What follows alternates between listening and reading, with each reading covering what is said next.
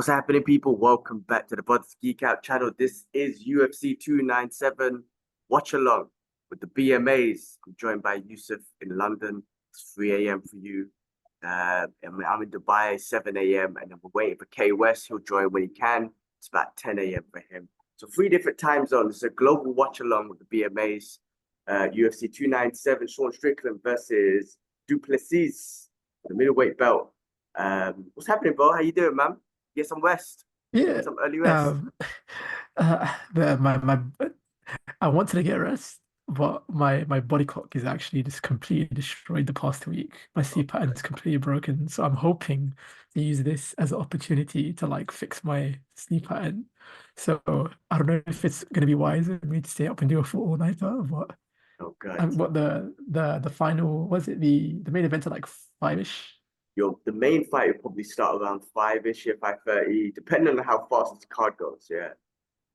Okay, so let's say 5-ish. Fudger's at 6, so I might as well just stay up till then. All right, play they go to. Yeah, the card will be done by 6, definitely.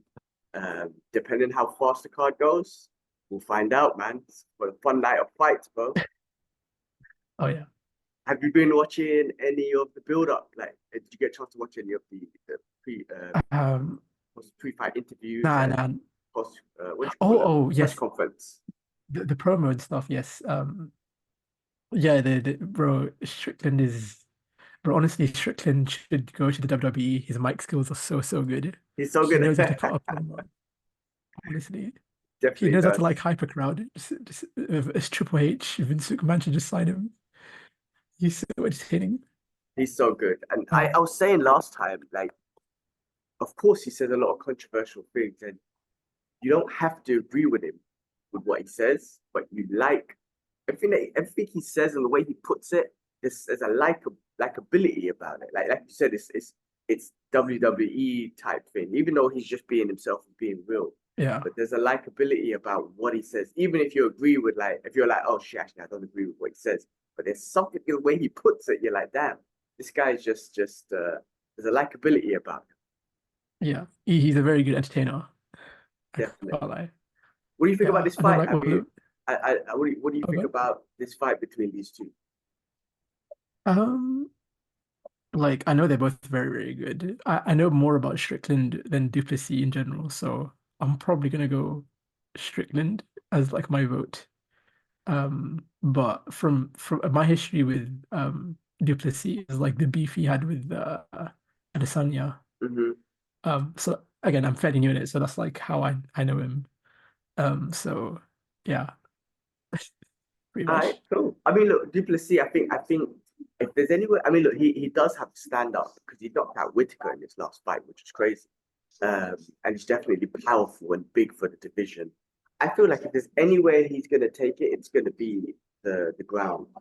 Because he's great on the ground. And I think he has more of an advantage. But then again, Strickland we don't really see him wrestle much. And he says he's wrestled all the time and whatnot. So he might have a great accolade of wrestling. But I think Right. with Strickland, his striking is so good. And when I say good, it's just basics, man. It's the basics. He's got a great defense. He spars all day. He doesn't like, he's got this, he's been able to incorporate that Philly show in MMA so good. He doesn't get hit Hmm. much.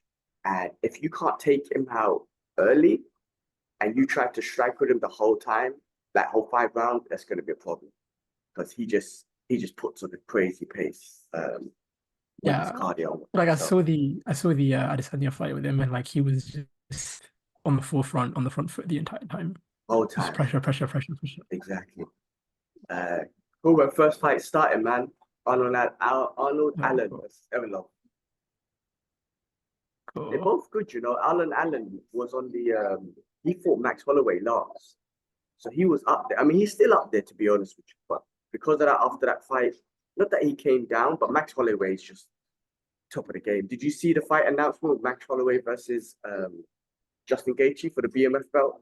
Uh, yes, I saw that as well. I'm excited for that. I like both of them, so Yeah, it's gonna be fun. bro, Max Holloway. If you look at his resume, bro, this guy's definitely going down as one of the best, no doubt about it. And to fight Mhm. Justin Gaethje for the BMF, that guy's just a beast. Um, So for Alan Allen to fight him and you know, try and take that challenge and whatnot, that was good for him. But I think Alan Allen's definitely one of those guys up in the division. What is the BMF belt? Is that like a It's weight belt? Is that like a separate belt, just or a is it made up, just like a name? yeah, it's a made up shit. Bad motherfucker belt. They just made that shit up for Masvidal versus Nate Oh, okay. Diaz, and then they just carried it on. Uh, I mean, okay, fair. it's some made up shit, but I guess it makes things a bit more fun, you know. This Russian guy that he's fighting, uh, Mavalov, well, he's pretty decent as well. Another one of those wrestling heavy Russians, bro. I think he's 17-0 or something.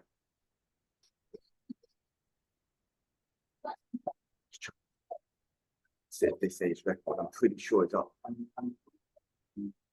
Wait, what are they showing on your screen right now? It's in the interviews, the pre-fight interview. Oh, okay, okay. How far are you? Where are you? What is showing?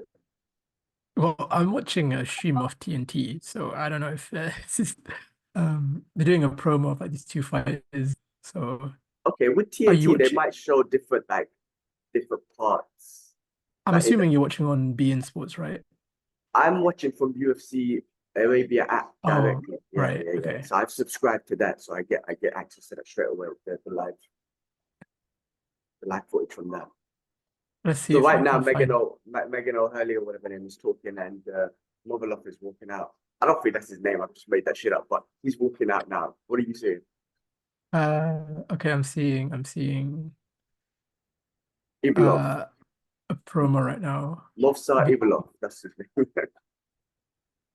Hang on, they're showing Sean Strickland promo, man. Oh, you? Oh my god, you might be way behind, bro. But it's gonna be like last Oh, time. We're right. gonna have multiple reactions. Different timelines. Let me try and find different uh Yeah. So right now, Ivilov is basically getting ready to get searched and hug his crew, walk into the cage. This is a great fight actually between the two. And I'm pretty sure he's undefeated. Both of them are um, high prospects for that division, mhm. flyweight division. Bit more. Evolov is one of the. I don't know if he's from Dagestan. He's definitely one of them Russian brothers, Russian Islamic brothers. But yeah, One of them type of dudes. yeah, like Caucasus region, South Russia. Yeah, he is 17-0, undefeated. Blood. See, that's what I'm saying. It's what makes these guys freaking so exciting. 17-0 and 17-0, sixth most takedown in the UFC, longest active win streak in the UFC featherweight division, Oh, which he's is 6-0. back. I know It's he's just jacked in it. yeah, he just took off his shirt and just hugging all of his partners. So I don't know how far behind I'm now. Where are you now? He just took off his shirt, you He's said. just like yeah, he's So just much. Yeah, he's walking into the cage now for me.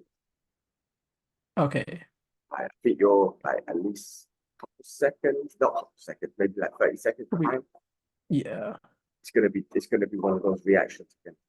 It's calm, bro. I'm used to that. Is my volume too loud on TV? I remember last time it was too loud for you. No, I can't hear anything. I Oh, think he's got the headphones on, so it should be okay. I completed Valhalla yesterday, bro. Game is so sick. So How sick. many like okay, I'm only 30 minutes in, so I'm still very, very like new to the DLC, but yeah, I've Yeah, heard it's very, very good. so good. Like I didn't realize the genre. It's a roguelike. It's just boss fights you're fighting. So I was like, oh, okay, this is not gonna be a one sitting thing. That's what I thought. So it's what do you yeah. mean for God of War, you mean? Or Yeah, the I thought it was Valhalla like, okay, part? let me just sit down. Valhalla, yeah, yeah. Oh, I see, yeah. Yeah. I was like, oh, Th- it's just gonna be I'm gonna sit down one sitting, finish the cup play DLC. I'm like, oh, I died. Everything resets. I'm like, oh, it's one of yes. them ones. Yeah. But But the cool thing is when it resets, it's part of the story because of Valhalla. right, yeah. Like Yeah. it's deep. And Yeah. again, it's just Kratos, just one of the best characters. Oh, I think we got Slick joining Let's go. any second now. But yeah, completed that. So I'm gonna buy Tekken in a couple of weeks when it comes out. That'll be my next purchase. I'm aware Hello. of some of the bosses. There we go. Let's go. What's up? How is everyone? We're good, bro. All We're good. good. How are you, man? All best. How's everything in Oh, Thailand? really good. Huh? How's Thailand, man? How's Bangkok? Cock bang is nice, man. Cock bang is nice. Just like easy come, easy go situation in here, you know? You just kind of cruise nicely, not too much hassle, no stress. So Alright. yeah, man, it's been good. You look Good. like And, you just woke up as well. Did you have a late night or something?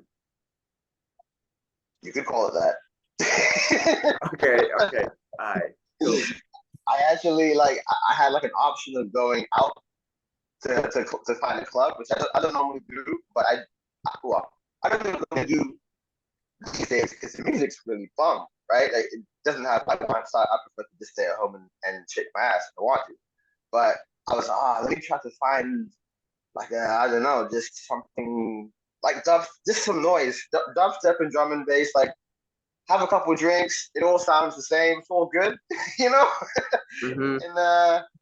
And then in the end, I was just like, you know what? I'm good where I am, man. I'll just have a couple of drinks and chill. so yeah, yeah, that was it really. All right. Awesome, bro. Awesome. Cool, man. Nice. Well, we're on Bruce Buffer is just announcing the first fight. Have you got it? You got it up, K West. It's Brendan Allen versus Ivalov. What's it? Moscow Ivalov. Yeah, my stream just went down. Yeah, it's crazy. Like I actually, I won't bore you with it, but I had everything set up for the perfect stream set up and all that, and I misplaced the code. Oh, damn. to log into it. Yeah, my friend, he has the BT Sport, the TNT, whatever it is. Yeah. And I forgot the code. Anyway, yes, I am ready. Was it? Where are you? So I know Yusuf's Arnold. like couple. They're He's taking like off maybe shirts and shit. 30 seconds They're doing behind. they're doing the Titron things, the animations. Okay. So Bruce Buffer's man. introducing Movsar right now. Yeah, okay, I'm on Bruce Buffer right now. Okay. This K West, this fight, we were just talking about this. This is an exciting fight for the division because Movsar is like 17-0, and Brendan Allen is up at like, you know, he just fought freaking Max Holloway. So we're talking about You mean possible Arnold next Allen, champion. yes? Arnold Allen, yeah, Arnold Allen, my bad. 19-2, and Yes. what you call it? This is a possible, you know, one of these two guys could be fighting for the title. Oh yeah, absolutely. I thought Arnold Allen. I don't know. It's like he kind of like was in like I don't know, like stasis for a minute. He went quiet. You know, there's a hype about him, and then he went quiet for a bit. I don't know if he was injured or something, but yeah, this is the right time, beginning of the year, right? Finish this guy, uninjured, maybe fight again, you know, and get that. That's what I'm saying. With this guy, Evolov is one of those. We're talking about one of those Russian Islamic brothers who's 17-0. Like he's top of the game. 60 longest. I think the second longest win streak at featherweight. This is one of those. This is a high level fight, bro. That this is kind of exciting. Oh shit. Okay, so I've never seen that guy fight before. Have you? Yeah. I do remember him. But I can't remember his last fight, but I do remember him. I do remember him being a beast. Dominant as always, right? As always, one of those guys. Yeah. Okay. This is an exciting fight. I mean, if Allen can get through him, I feel like both might be a deserved title shot for this. This could be a title eliminator. You think? Let me dig in. Because Arnold is fourth, right? Arnold is fourth, and Evolov is Ninth. Oh, You say ninth? nine. Okay. Have you guys started? Mine's on 420, 419, 418. My The dog's guy's about to go. still getting ready to fight. Yeah, they're still getting ready. Oh, okay. I'm on that, yeah. So the Okay, now it's good. the reactions are gonna be like last time. You guys are gonna get a spoiler from me. Okay, now the Like, time's gone off. bro. Ooh. Oh wait, can't you like pause it? Who, And my like, one? yeah. Can you do that on your Slow It's side? down, gonna- motherfucker. Can you- It would no, man. It will buffer back to Oh, If I okay. pause it, it'll buffer back to the live because I'm watching it live from the UFC. Okay, okay. It's not Yeah. like TiVo where you can like pause it, No, wait for no, it, and then okay. no. It's live from their website. It's like from the UFC app website. So it will just refresh back to. I hear that. But I'll try it after this fight. I'll try it. Yeah. Are you guys? Is your guys' times synced? I'm 4:15, 4:13 right now. 14, Okay, so 13. So me and you are about the Okay. same. Yeah. Yeah, probably the same kind of. You guys are a minute behind me. It's good back and forth. Yeah, Both look comfortable. it's clean. There's a lot of blood in this octagon. People got fucked up in the Yeah, I prelim, didn't right? watch the pre. I didn't watch the No? prelims. Yeah. Oh, I see. Evloev's gone for the takedown. This is his. Guess this is his game, bro.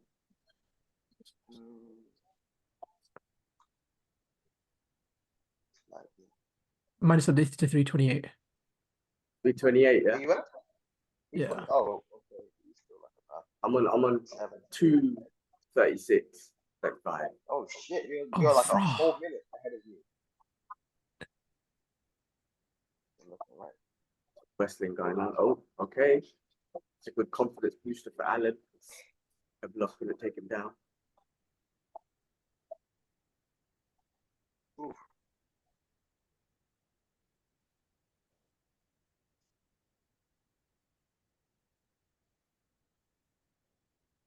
Yeah, Allen trains in Montreal, right, with for us Sahabians. Does he? Yeah, because he has him in his corner, right? He does. You're right. I forgot that. That's why he's another Brit that's pretty good at wrestling. I think it helps having them brothers in the corner. Yeah, I mean, I'm sure GSP's there sometimes training because GSP's always training, right? So I'm sure he's picking his brain a lot. Yeah, that's incredible. Damn. That guy looks crazy having his hair grown up and all blonde and all floppy and whatnot. This is like one of the Backstreet Boys. Who, Allen? Crazy. Nah, GSP. You know, oh, I see. He like turned to Krillin. Like his whole career, he was like pretty much bald, right, or low cut. And then the moment he leaves, like fuck it, I'm grow my shit out. Oh, that was a great transition to the back, man. But great scramble by Allen. But good for. Oh no, man, relentless. You must be in the second round by now. Yeah, no, I'm on 52-50. Some good scrambling going on, but some great wrestling going on from Evloev, man. But Allen scrambling well. Freaking hell, this. When you guys see the grappling exchange, it's freaking awesome. Yeah, the grappling just hit me. Yeah. Bro, it's a great scramble. Ooh. Watch it. It's a really cool scramble. Grab this leg. I need to take notes. Bro, just roll it. What they call it, the Grayling roll or something like that. Take notes.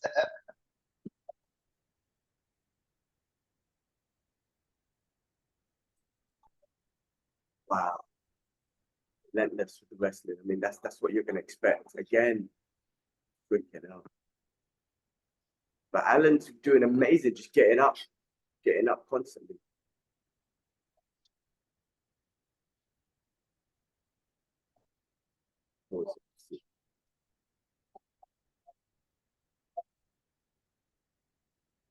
Lock this leg.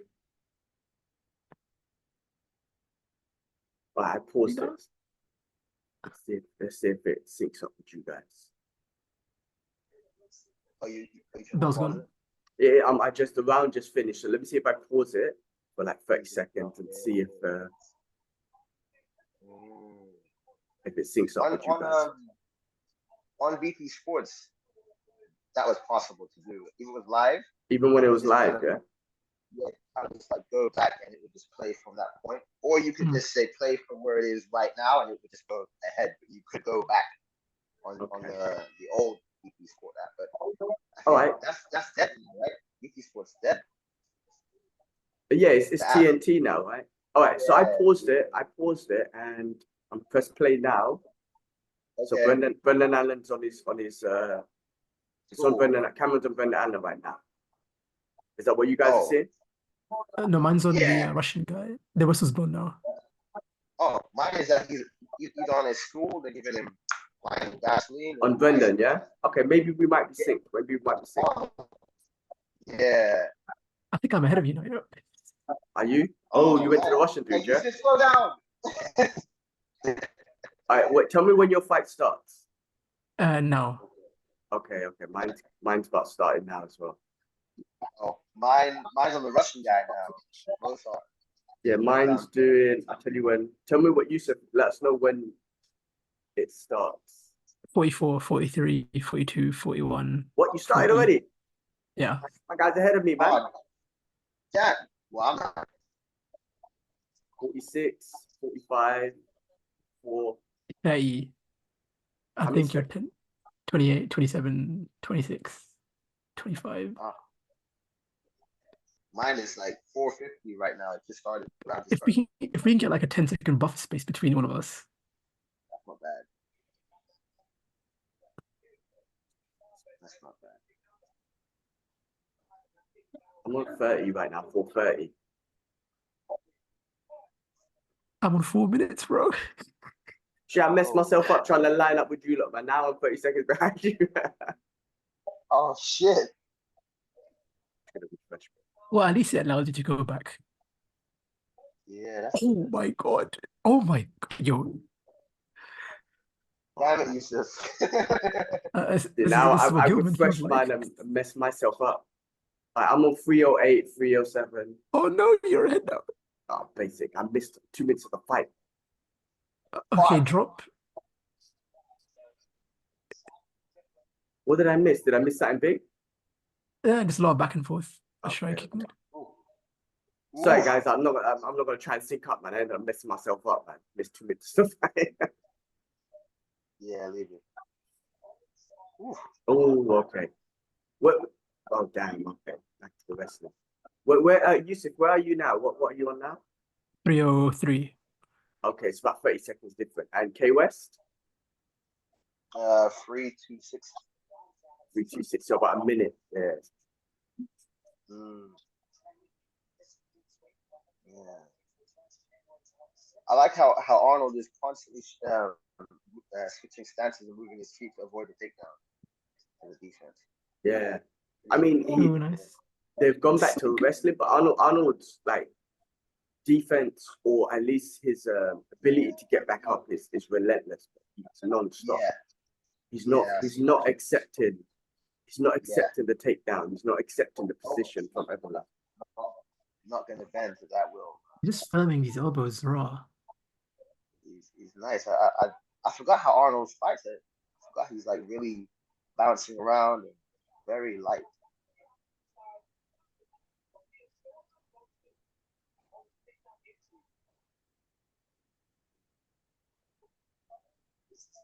Man, Evlov has some crazy fucking explosive takedowns, man. He just powers into it. One of them brothers, but I don't know if he's from Dagestan, but he's one of them brothers, bro, from Russian Islamic dudes, man. So it's all about that wrestling.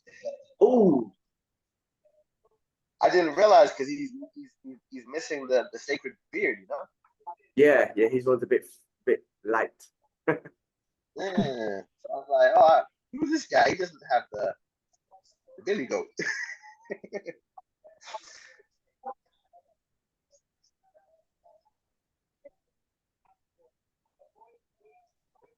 Good back and forth fight, though. I mean, again, this is high level fight, man.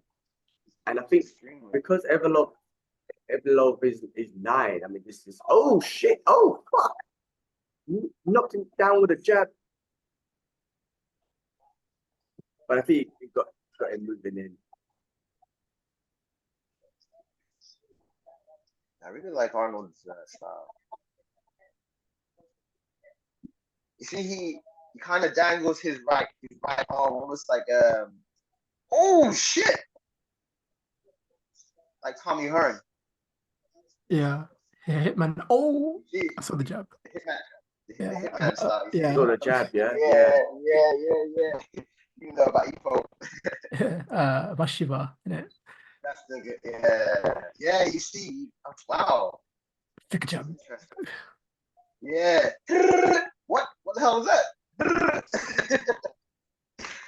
Pause it for a couple seconds. I'm gonna pull it too much, but pause it for a couple seconds, see if I can land. Oh, okay. Sort of jab, yeah? Eustace, let me know when your fight finishes. My fight finishes. Wait, now. All right. So it might be a I little got bit 20 more aligned. seconds. You still got 30 seconds. Yeah. Hold on. I'm gonna see if I reset my one and see what puts me. I have a few different options of streaming here. Jab. Ivlov was throwing some great body kicks and Yeah. relentless with the takedowns, like amazing takedowns. And that jab definitely caught him when he was walking in, which rocked him. And then he threw a right hook that cut him, man. Was it the right hook that cut him? Well, that's a big cut. Hold on. That looks nasty, man. Not seeing any of that. So hold on. Where are you guys now then? Like Round three's just about to start. Oh Yeah. shit. He just got from his saw. Oh really? I'll tell you Cameras when my on round. All right, so my round three just started. 56, 55, 54. Yusuf, has your one started? Not yet. No, it has. Okay, so you're nearly 15 seconds behind now. Try again in the next round as well, if you can. Oh, it's the last round that went. It's the last round, yeah. We'll try and sync up between fights. And K West, did your one work? Did your one? Oh shit! Alan's still putting on the pace, man. Alan's like putting on the pace. I feel like he's losing it because of the takedowns and whatnot, and that knockdown in that last round. But he's still putting on the pace. Yeah, that will definitely go in the judges. Oh my god! Oh man, my stream is doing smack. They're about to start, but I got no sound.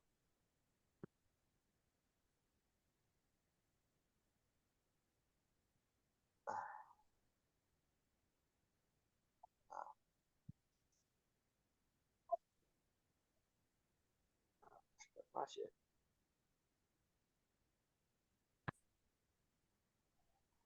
Oh shit.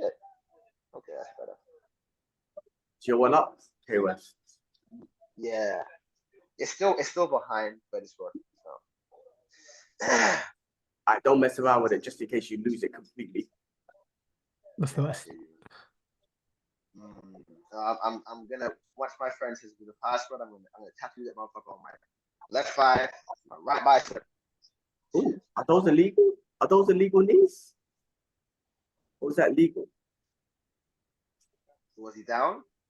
Well, he had his hand on the floor. Was he? Okay. He had. It's two hands or one hand, right? It was it's one. 3 points of contact. But the ref stopped it. The ref stopped it, and it definitely cut him. It definitely cut him with the knees. I mean, they were. Okay.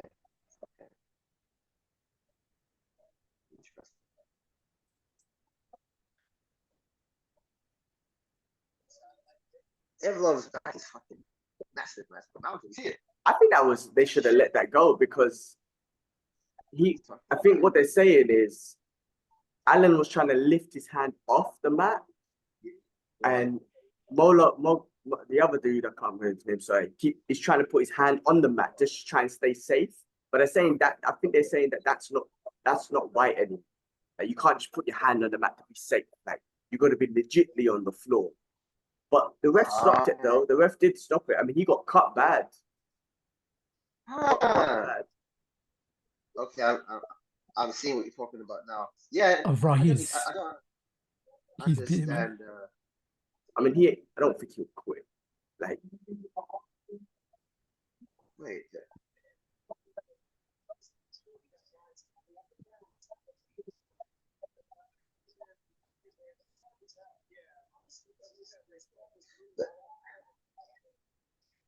that's a good pull. I need to. Wow, both of them are. bloody. I think it's a bit different, man. But both of them are proper bloody. That knee cut him up big time, man. And that might get. I don't know if that's going to look bad on Allen because technically, I think the ref stopped it and it was illegal. They're saying. Yeah, because he had that's 3 points of contact. From what I remember, that's illegal.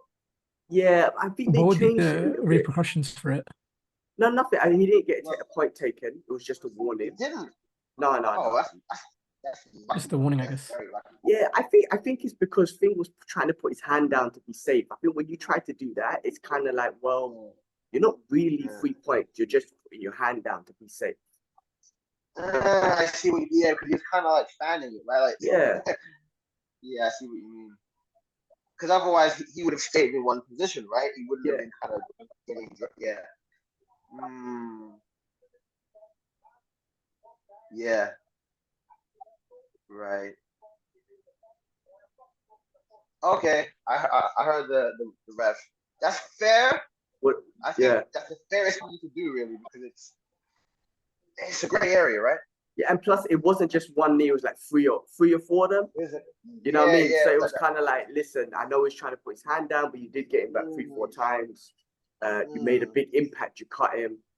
I'm glad. I mean, I don't see either of he's one of them dudes. He ain't quitting. He ain't gonna be like, oh, I can't see. Not to. It comes to mind, but Aljo. Just saying. I'm not saying he did, but it just comes to mind. I don't see him doing that. Oh, that's a tight guillotine. That's tight. Ooh. Oh shit! And he rolled. Okay, rolled. Damn. Oh, Allen got a tight lock on that guillotine, but it cost him the position. I'm gonna keep note if someone catches me in that guillotine. Twist. Oh my god! See how tight that is, yeah? Did I have a coffee somewhere? Yeah, I did. Oh, you got mad. Damn, Allen's ability to get up is amazing. Oh yes. Good old. Yeah, sure. Cost him the position though. It was tight though. It was tight, but it cost him the position.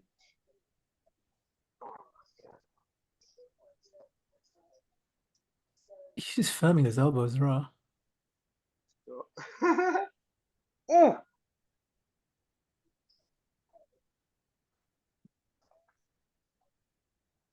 Oh, those are some good elbows.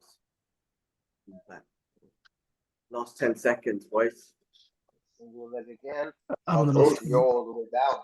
Damn, you guys are down. I'm at that. 2 seconds. Wow. Great fight.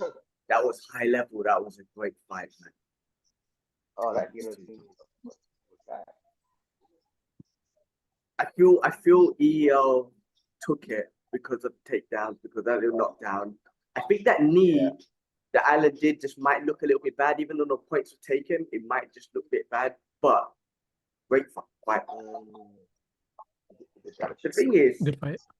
Volkanovski's the champ in this division. It's so hard to see anyone. Like, honestly, it's hard to see anyone that you might think, could he take Volkanovski? I just don't see it, man. So Volk's in this division, man. Volk's champ in this division. In this division, yeah. King. Yeah, it is hard to see anybody shake Volk. Yeah, I don't see anyone like so amazing. You're like, oh, they're gonna give Volk a challenge. That guy's Wolverine, man. It reminds me of Wolverine. Yeah, he is like Wolverine. Well, why? Because he's short. Short tank. Wolverine. Yeah, okay. Wolverine's mad short. I didn't realize that until when I started to see the like when I watched the cartoon, the animated series, he kind of stood up tall, right? And then I played the game and you see him crunch it out, and I was like, wait, what? In the comics, in the comics, he's always crunched down. He's like 5 foot. Wolverine's like 5'3" or something. He's really short. In the movies, they picked Hugh Jackman, who done awesome, but he's like what 6 foot or something. Like that wasn't a Wolverine height. So hopefully when the MCU really get in Wolverine, like a real one, they will the MCU version, he will be a short, stocky, hairy Canadian. You know what I mean? That's how it should be. That's Wolverine. You know what I mean? That's what I want, like a beastly looking dude. Legit, like Volkanovski, if he knew how to act. Good work. Alright, they're doing the decision. Still undefeated, man. 18-0. I saw that. You can see that. That was a tight fight. Movza Evlov.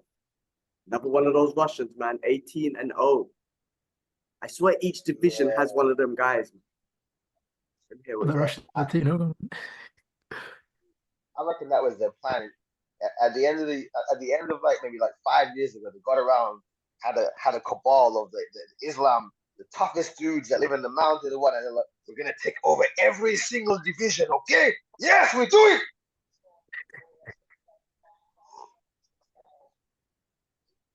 Because they in every franchise like one championship.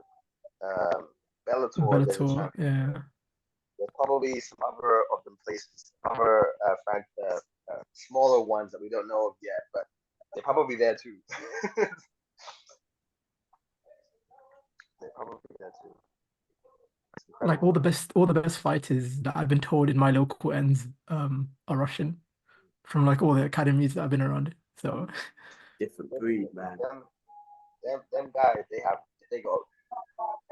they'll always have work in the realm of combat. Yeah. You know, you can go anywhere. Like they could be like Russian Ken and Ryu, be nomads and run around. People will hire them. They're fucking bought for that shit. Yeah. That wrestling and Russian wrestling sambo, it's next level, man. Yeah. Next level. It's funny, like I think me and G-Man said before that many years ago, UFC was kind of dominated by American wrestlers way back when, and then eventually like BJJ came in and people kind of fused things together, and then the wrestlers kind of lost out, you know, and then the BJJs and the pure strikers fused things together, and then wrestling kind of like took a backseat for a long time, and then the martial, the MMA fighter, not just the wrestler, the MMA fighter who's winning and conquering. And now we've gone into different phases have gone through, and we've had BJJ fighters like Damian Maya, who just had pure BJJ and nothing else, and he was able to survive a little bit. And you know that's now kind of that can't happen, right? And now we've kind of reset and gone through the Anderson Silvas, the GSP, the Matt Hugheses, the now Israel Adesanya, and now come back to wrestling again as the base and winning everything. So it's like we've gone back to the beginning again. I think ultimately what is shown, like, of course you have to be an overall MMA fighter, but when you have like, no matter what, the champions and these superstars, whatever, they all have a base. You know what I mean? And the base, someone who is an expert in their base is always to be the more dominant. Like the wrestlers you're talking about and all you guys. Like Adesanya at one point, Sean Strickland, I think his base is striking, you know what I mean? Going through the champs, you know what I mean? Like at the end of the day, having your base and being an expert in your base is what you're always gonna fall back to when shit goes bad. You know what I mean? My Kung Fu instructor used to tell me that, man. When I first got into martial arts and MMA, he used to tell me, no matter what, have your base, know what your base is, and be as much an expert as possible in your base. Because when you're doing MMA and something goes wrong in the striking, if your base is grappling, you can go to it. Or if your base is striking and it's not going well in the grappling, try and keep up in the striking.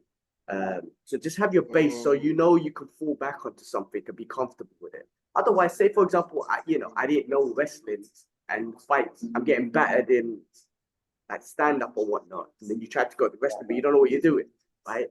I don't know. It's about having a base. A good base you can always kind of reset back to it. Yeah, it is. It's. Oh, I think they're inducting Frankie into the Hall of Fame. I think in the Rocky. Really? He was when I started watching UFC. This was the Rocky of the UFC, bro. Like his heart, those Gray Maynard fights. Remember those, bro? Oh shit. Yeah, because he he had so much scar tissue, but bust up real quick. Every single time. There's one time he was always busted up within a minute. He's busted up, wasn't Damn, I didn't even realize he fought Charles Oliveira, but Max Holloway. Freaking hell, he's fought everyone as well. he? Did he? Yeah, For Oliveira. Cobb Swanson. Wait, he beat Oliveira. Or for, I think he did. Did he beat him? I don't know if he That beat was him. what I think Oliveira was in the light in the. Because Oliveira was a very inconsistent dude when he first came in. Those great Maynard fights, bro. The way he would survive, he was literally Rocky, bro. Frankie's just the man. I used to copy him a little bit when I was like competing or whatnot, just to footwork. I tried to. I wasn't obviously couldn't emulate it, but he was one of the guys I used to try and emulate with footwork and stuff like that. I'm not surprised, man. And he beat BJ Penn twice. I mean, this guy's a legend. Oh, yeah. Him and what's his name and Dillashaw, right? They kind of have that similar kind of situation where they came in to fight like the champion, kind of unexpectedly so, and then they won, and you're like, oh shit, like where did it come from? But his one was BJ Penn. You know what I'm saying? Like Dillashaw, I think it was bigger level, yeah. Barao, what's his name? I can't remember his name. Hendon Barao or something like that. But BJ Penn twice. I think that was one of the first cards in Abu Dhabi as well. Like when they was fighting. Yes. But you know what? I must say, I think that was a BJ Penn that was coming out of his prime, no? Oh, I mean, I guess it was. Prime BJ Penn. What do you think about that fight? Fighting BJ Penn, bro. BJ is one of the best lightweights of all time.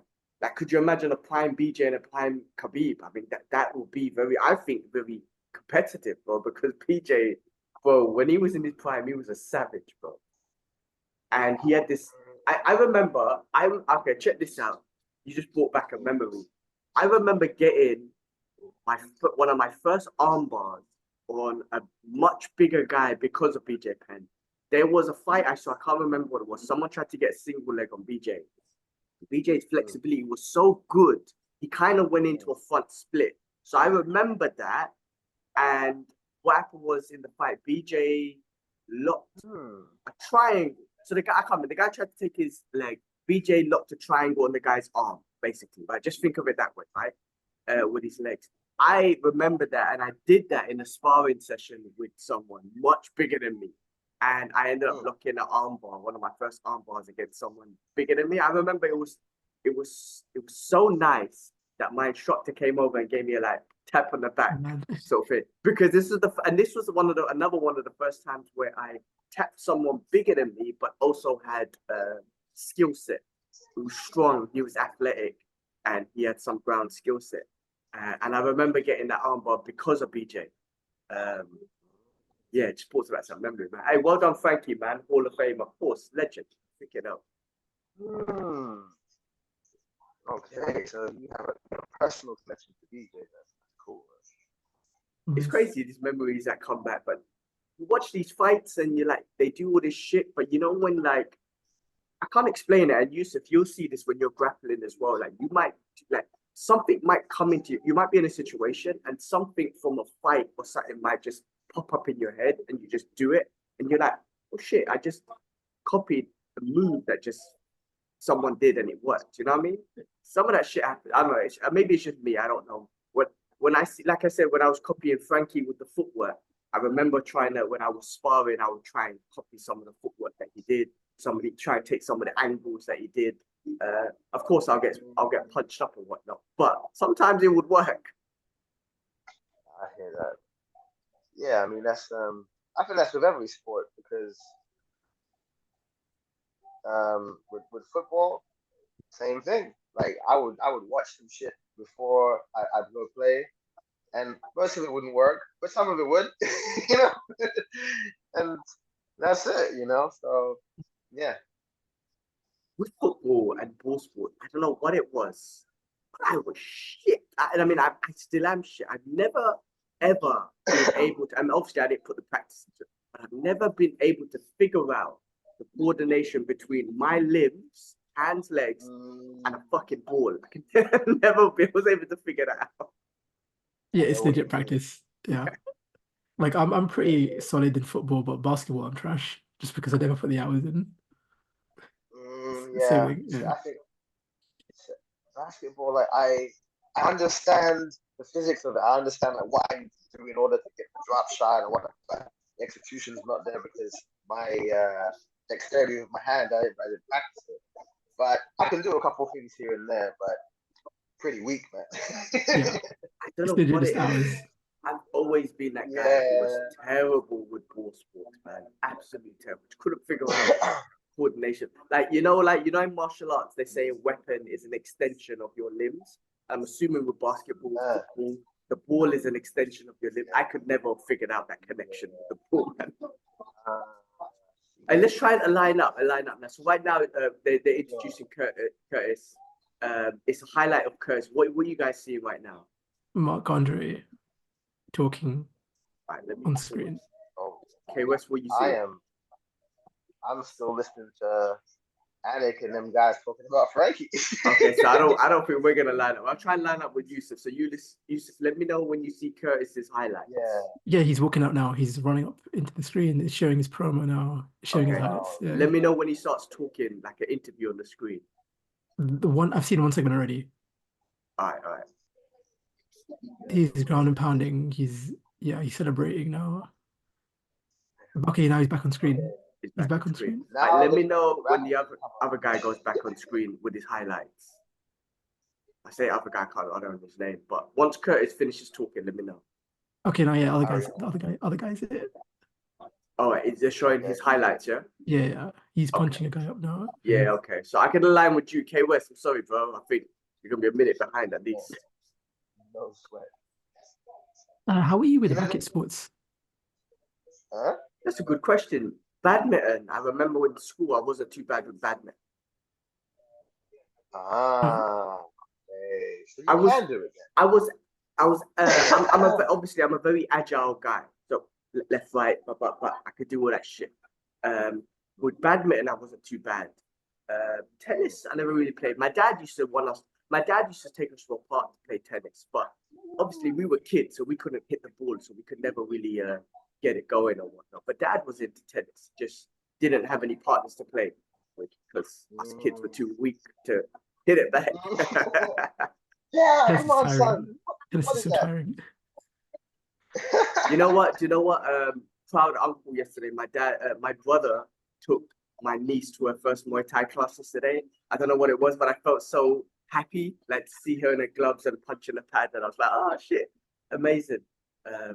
I love that. You're the proud sensei. It's like, yes, you have taken your first steps. I love it, man. My nephew they haven't took him to martial arts yet, but I'm like, guys, try and get him to BJJ, man. Like, I don't know, just because where we grow up, I never want to hear them get bullied and shit. Like, you know what I mean? Like, I went through my fair share and whatnot. I didn't know any martial arts at that time. But I feel like if I knew, obviously, some BJJ or something, I would have been a lot more confident. The last thing I ever want to hear is them going through something similar to what I went through. I just feel like with a bit of martial arts, something like BJJ, Muay Thai, they will be able to handle the situation better. So I could just be like, cool, you got it. Try and avoid the fight, but I know you got it. Yeah, no, that's good lessons, man. Because people are crazy and getting crazier. Yeah. Oh yeah.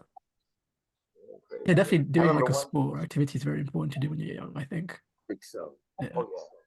Discipline and everything. For sure. I remember I used to teach my nephew boxing, and I said to him, like, because I know he's a peaceful guy, so he's not really into violence. But I said to him, like, look, if anybody does anything, make sure you know how to duck and weave and pivot, whatnot. So we did this kind of like practice with him. And then he got into a situation. He said, guess what? I said, what? He said, got into a fight. I said, you started? No, I didn't. I avoided everything that he threw at me. I was like, really? He said, yeah. And he told me what happened, and he said, yeah, I ducked down and I shifted and I was ready to punch him, and the teacher came, and I was like, good boy. Good boy. It's so important, man. Just like I said, even if you could duck and weave and then get away and then run away, I mean, even that is it's you know what I mean? Like any martial art coach tell you that's the best self-defense to fight. Just avoid the fight, run away. And then if you have to defend yourself because you have no choice, then of course you got the ability, you have the ability to strike in and grab.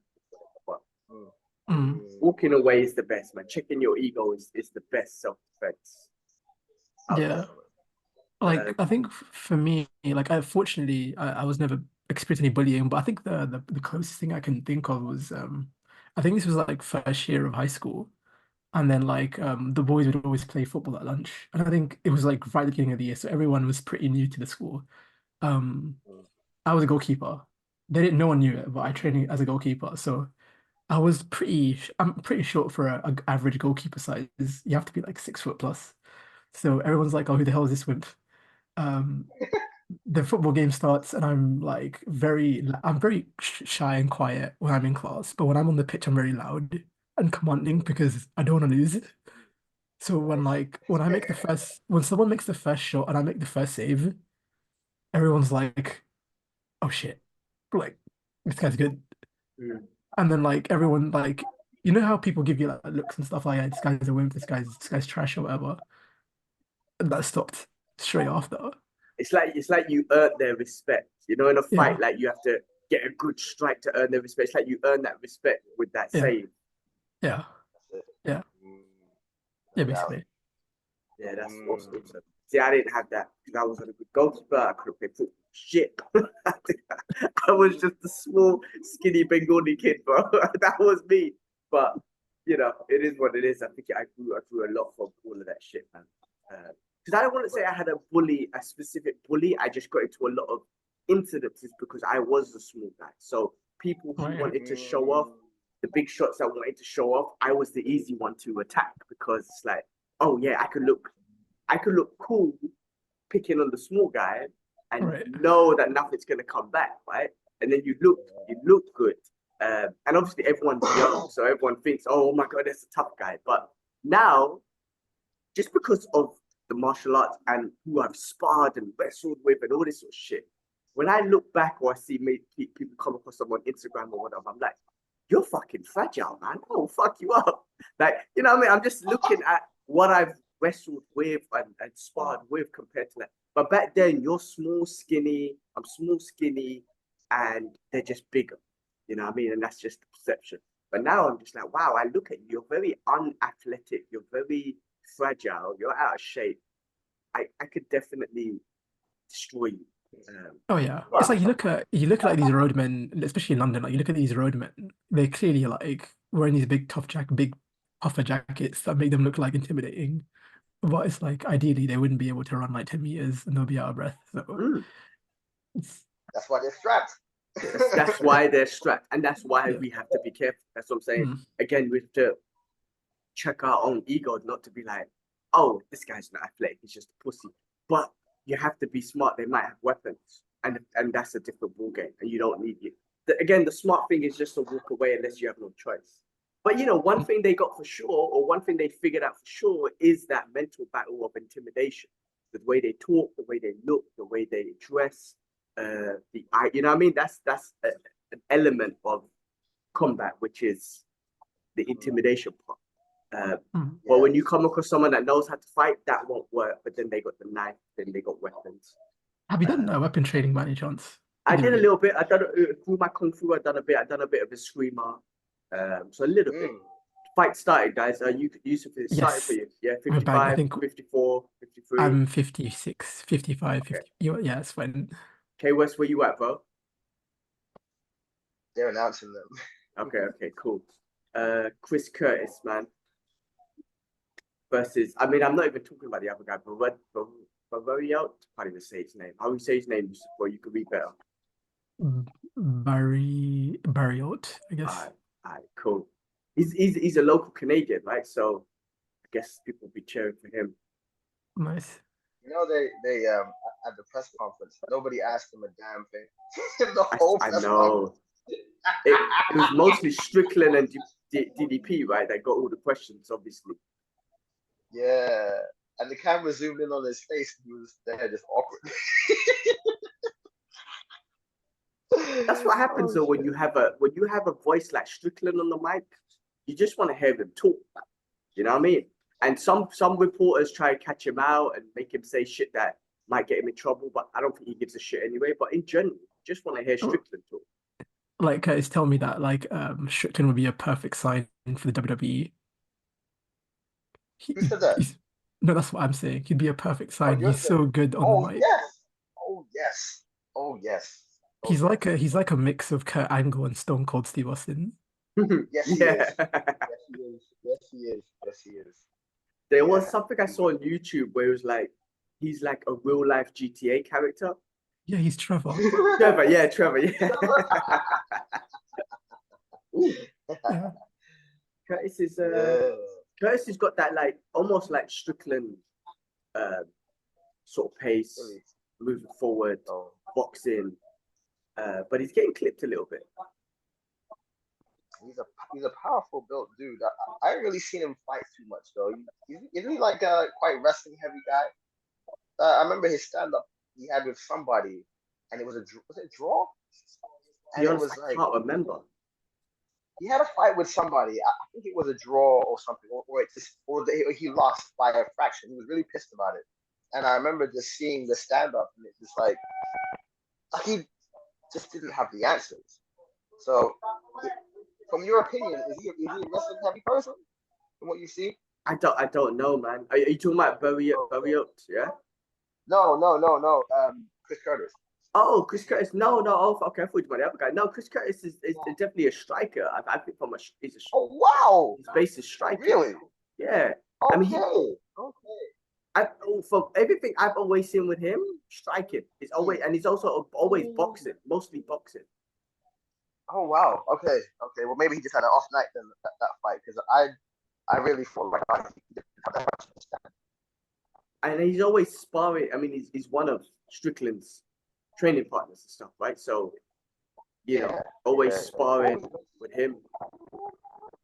Well, you get to see a new appreciation for this guy who partially copied my name.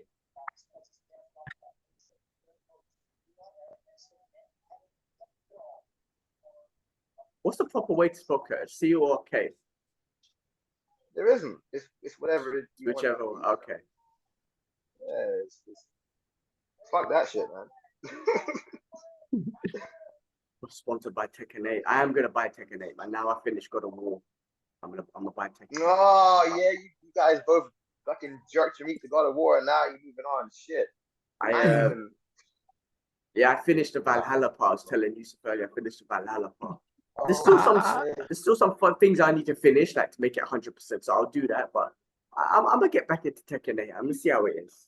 I finished both Final Fantasy 16 and Spider-Man 2, so I'm currently playing Ghost of Tsushima right now. Yeah. Damn. Bro. I mean, but Huh? you're young, bro. You probably spend hours on it, but I spent 20 minutes on a game, and I'm like, fuck, this game's getting irritating. But you finished Spider-Man already.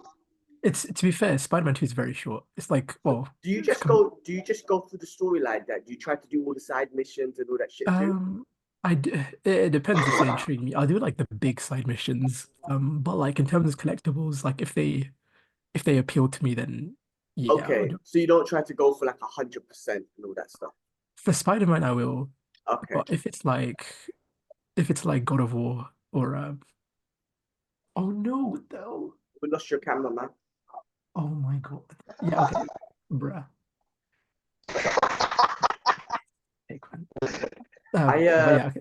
With God of War, I went that, and when I played Ghost of Tsushima, I tried to go for 100% on everything. Okay, for Ghost, I'm not going to 100%. Yeah. I can't do open world games, man, that are 100%. I don't know how people do it. I'm not a completionist anyway. Okay, got it. See, I'm very selective with my games now. So if I just play the one game, that's it. I'm gonna go for 100%. So with Street Fighter, I sold Street Fighter because I just knew I wasn't gonna play it. So that's why I'll buy Tekken and see how it goes. But I probably, so back in the days, I'll try to memorize every character's like command list and shit. I'm not gonna do that.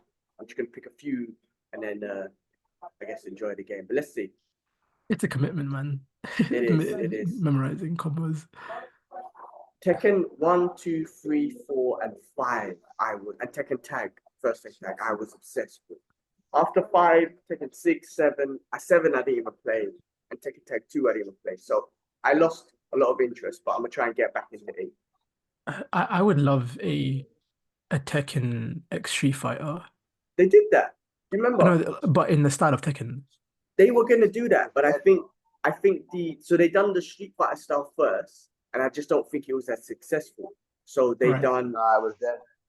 yeah, exactly. So then I think they cancelled the 3D version because they were gonna do that. But I think Akuma was in Tekken 7, if I remember. He was. Yeah, he was. He was. He was. I'm on round 2. Are you guys on round 2? Yeah. Yeah. Not yet. Well, Again, this is a very close and again like boxing back and forth sort of fight. I think, but Baruch is throwing a bit more kicks, so he's being a bit more. But it's more of a boxing. Like Curtis is trying to keep it in his style and his range of fight. Yeah.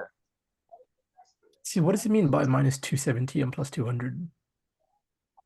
Oh, that's a gambling thing. Like, hey, West, you know that no way. stuff, right?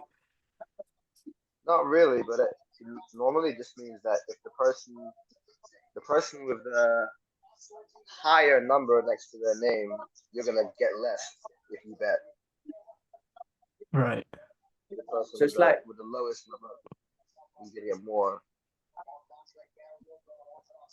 But they're basically trying to say like that whoever's got the better betting odds, the fight's leaning towards them, right? They change the odds during the round based on how the fight's going.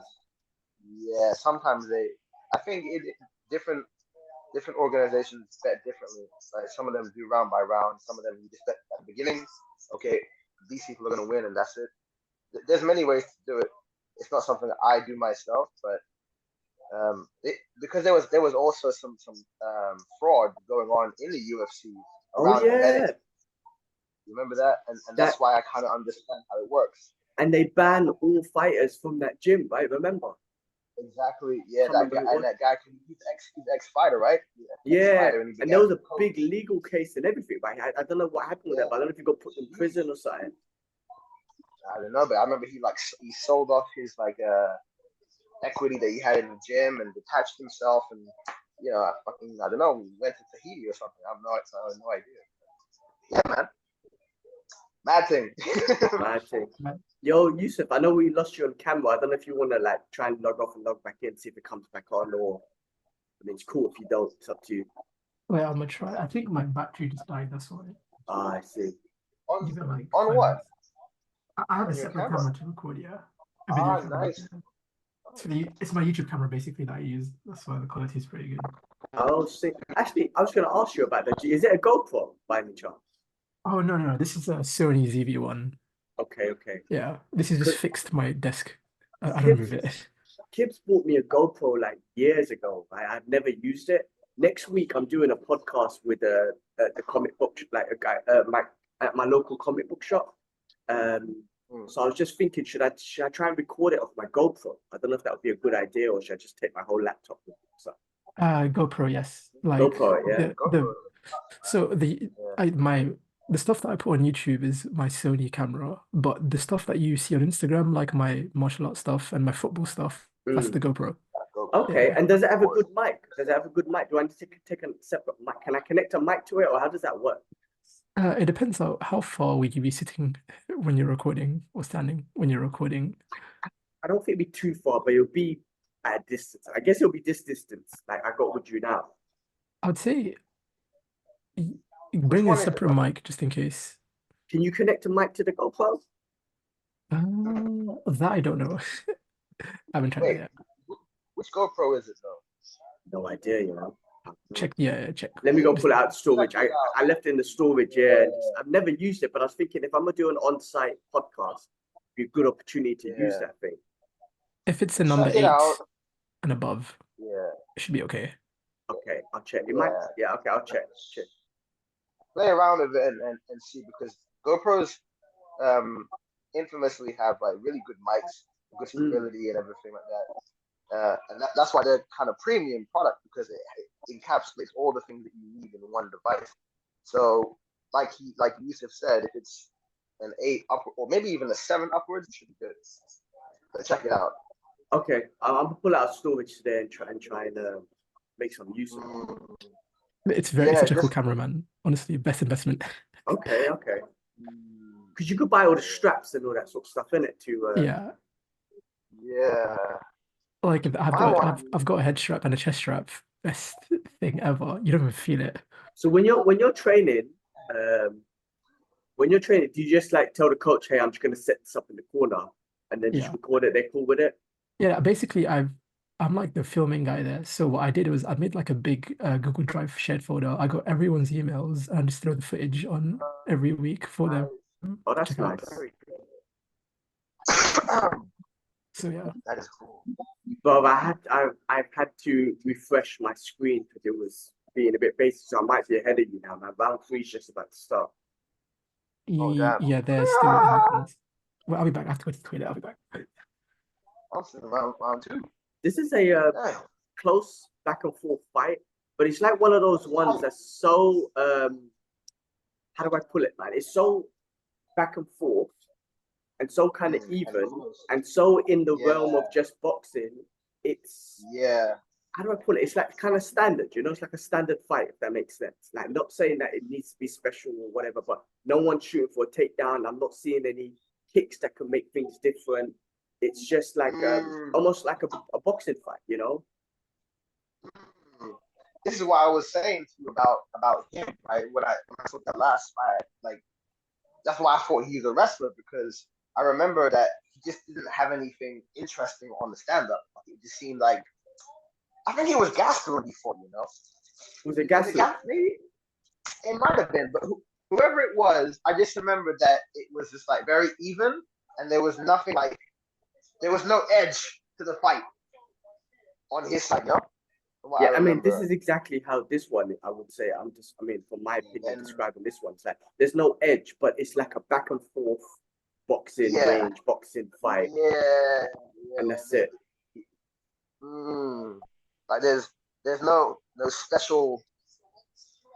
Maybe I don't know. It's like he doesn't. There's nothing that he does remarkably well. That's his go-to, like an uppercut or an overhand or a shuffle step or a feint, and then it's just boxing 101. And then you know? also because of the power level and whatnot and the evenness, like no one's getting staggered. You know what I mean? Even a fight like this, if someone gets staggered, everyone goes crazy. What? That's not happening either. Like the level of power, the level of strike. It's just that this, hitting, blocking, striking, and they're just still right there. Yeah. Like so, it feels like very even. you know what I mean? It feels like very even. So that's why I think people find it like I think there's a bit of booze. I don't know, but I think people like just find it like there's nothing interesting happening. No, not yet. You know what I mean? Yeah, it is. It is. It's a close affair. It's a close affair. But like I said, I mean, they're going at it. Don't that's get me why. wrong, man. They're going at it. Oh You know what I yeah, mean? of course. Like, there's real intent there, but it's just that they're just so even. They're just so even. That's it. So even. But there's no elbows thrown much Yeah, I mean now in they're throwing regards a to couple of elbows. Yeah, but yeah, no. Maybe in the future. It's like a sparring. It's like it almost feels like a sparring match because it's so even and it's so, like I said, no one's getting staggered, no one's getting dropped. It almost feels like a sparring match, but now they're trying to knock each other out for sure. Of course. But they're trying to keep a good. I think the good thing is they both got they've both worked on a pace where they can keep this up and not exert themselves by trying to overpower. You know what I mean? Yeah. Well, I mean, third There we round go. now. Got Like, Yusuf back. someone needs to push, right? In Because round otherwise, 3, they're doing a lot more clinch fighting though. They're doing a lot of in the pocket sort of stuff, elbows, a couple more knees, dirty boxing. well, again, Hey, is that your cat? Yeah. you're a minute ahead of me. Yeah.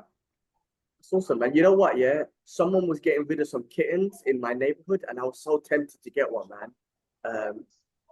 But I feel like The only like because it's so cute and whatnot, but my only fear is that they're gonna go around and scratch my sofa and jump on my TV and shit. I'm like, oh man, I don't know if I'm ready to sacrifice my furniture yet to a cat.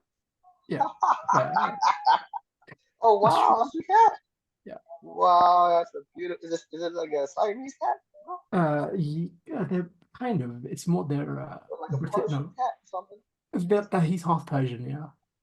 Yeah, something like that. Yeah, because they got the pretty pussies, man. He's their home cat, so they're pretty much indoors the entire time. It's something Gilbert would like. They're very lazy. They don't do nothing. They do nothing. Okay, well, I kind of on all different levels. But yeah, he's very, very lazy. In Dubai, there's so many stray cats, especially where I live. And there's always cats in my garden. So normally they're very friendly, man. Like they want some food, they want something from you. There was one the other day that was hissing at me. And I was like, bro, I ain't looking to scrap. I ain't looking to scrap with a cat. Ooh, these guys are going at it for the last 30 seconds, man. They pointed at the floor and they're going at it. Shit. Really? Okay, Yes. okay. Like, bro. Okay, they just stuck in the pocket for the last 30 seconds to just go at it. Might as well. Might as well. Curtis pointed at the floor. He done almost like a Max Holloway type thing, and they just went at it for the last 30 seconds. Ricardo Lames, yeah. That was a great call to action. But yeah, I do want a cat, but man, it's gonna scratch up my stuff, and I ain't ready yet, man. Still kind of fresh, you know what I'm saying? Why not get like a budgie or something then? Or is that too? Yeah. I don't want to burn my fucking motherfucker be tweeting all night, man. I can't sleep anyway, and you have him tweeting all night.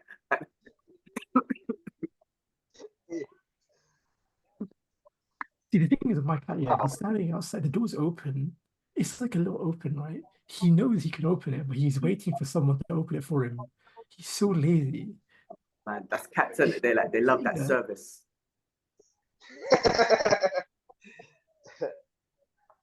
But remember, like having a pet, man, is a precursor to children. So, once you allow the cat to start scratching up your shit, then you're gonna allow a child to throw up on your desk. It's how it goes. At least he's well behaved. That's all right. Yeah, that helps. Yeah, that's helps. Oh man, yeah, I see what you're talking about. This scrapping. Yeah, last 30 seconds, right? Yeah, it's like straight dirty boxing. I remember it's such a close fight, though. I wouldn't. Yeah, it's a hard one to pull, I would say. This is what I'm saying about this guy. Most of his fights are quite close. But I remember DC used to have some sick dirty boxing. Man. Remember that those fights against John Jones. Yeah, displayed it like probably the most in that fight.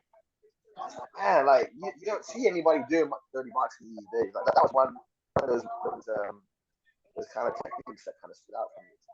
Yeah, but also with DC's dirty boxing, he was at the elitist of elite wrestlers. So there was an element of like, you're getting tripped as well. You're getting taken down as well. So who won this?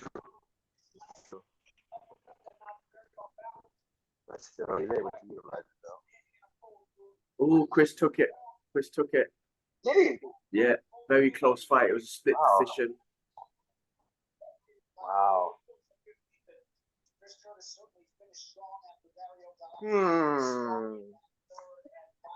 Yeah, no. This is what he's got to say. Yeah. I got like nothing to add to this fight whatsoever. Oh my god.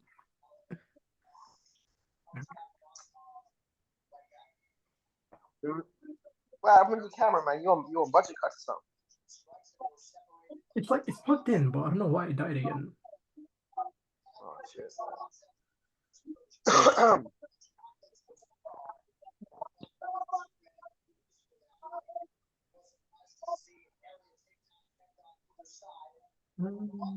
What can I do?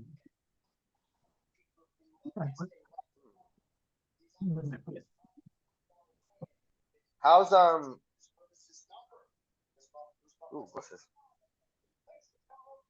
Oh, now he gave it to me. That? Oh. I guess my friend must be awake. Now he sent me the password. Oh, okay. I think maybe I should be able to jump, in line with you guys regards to stream.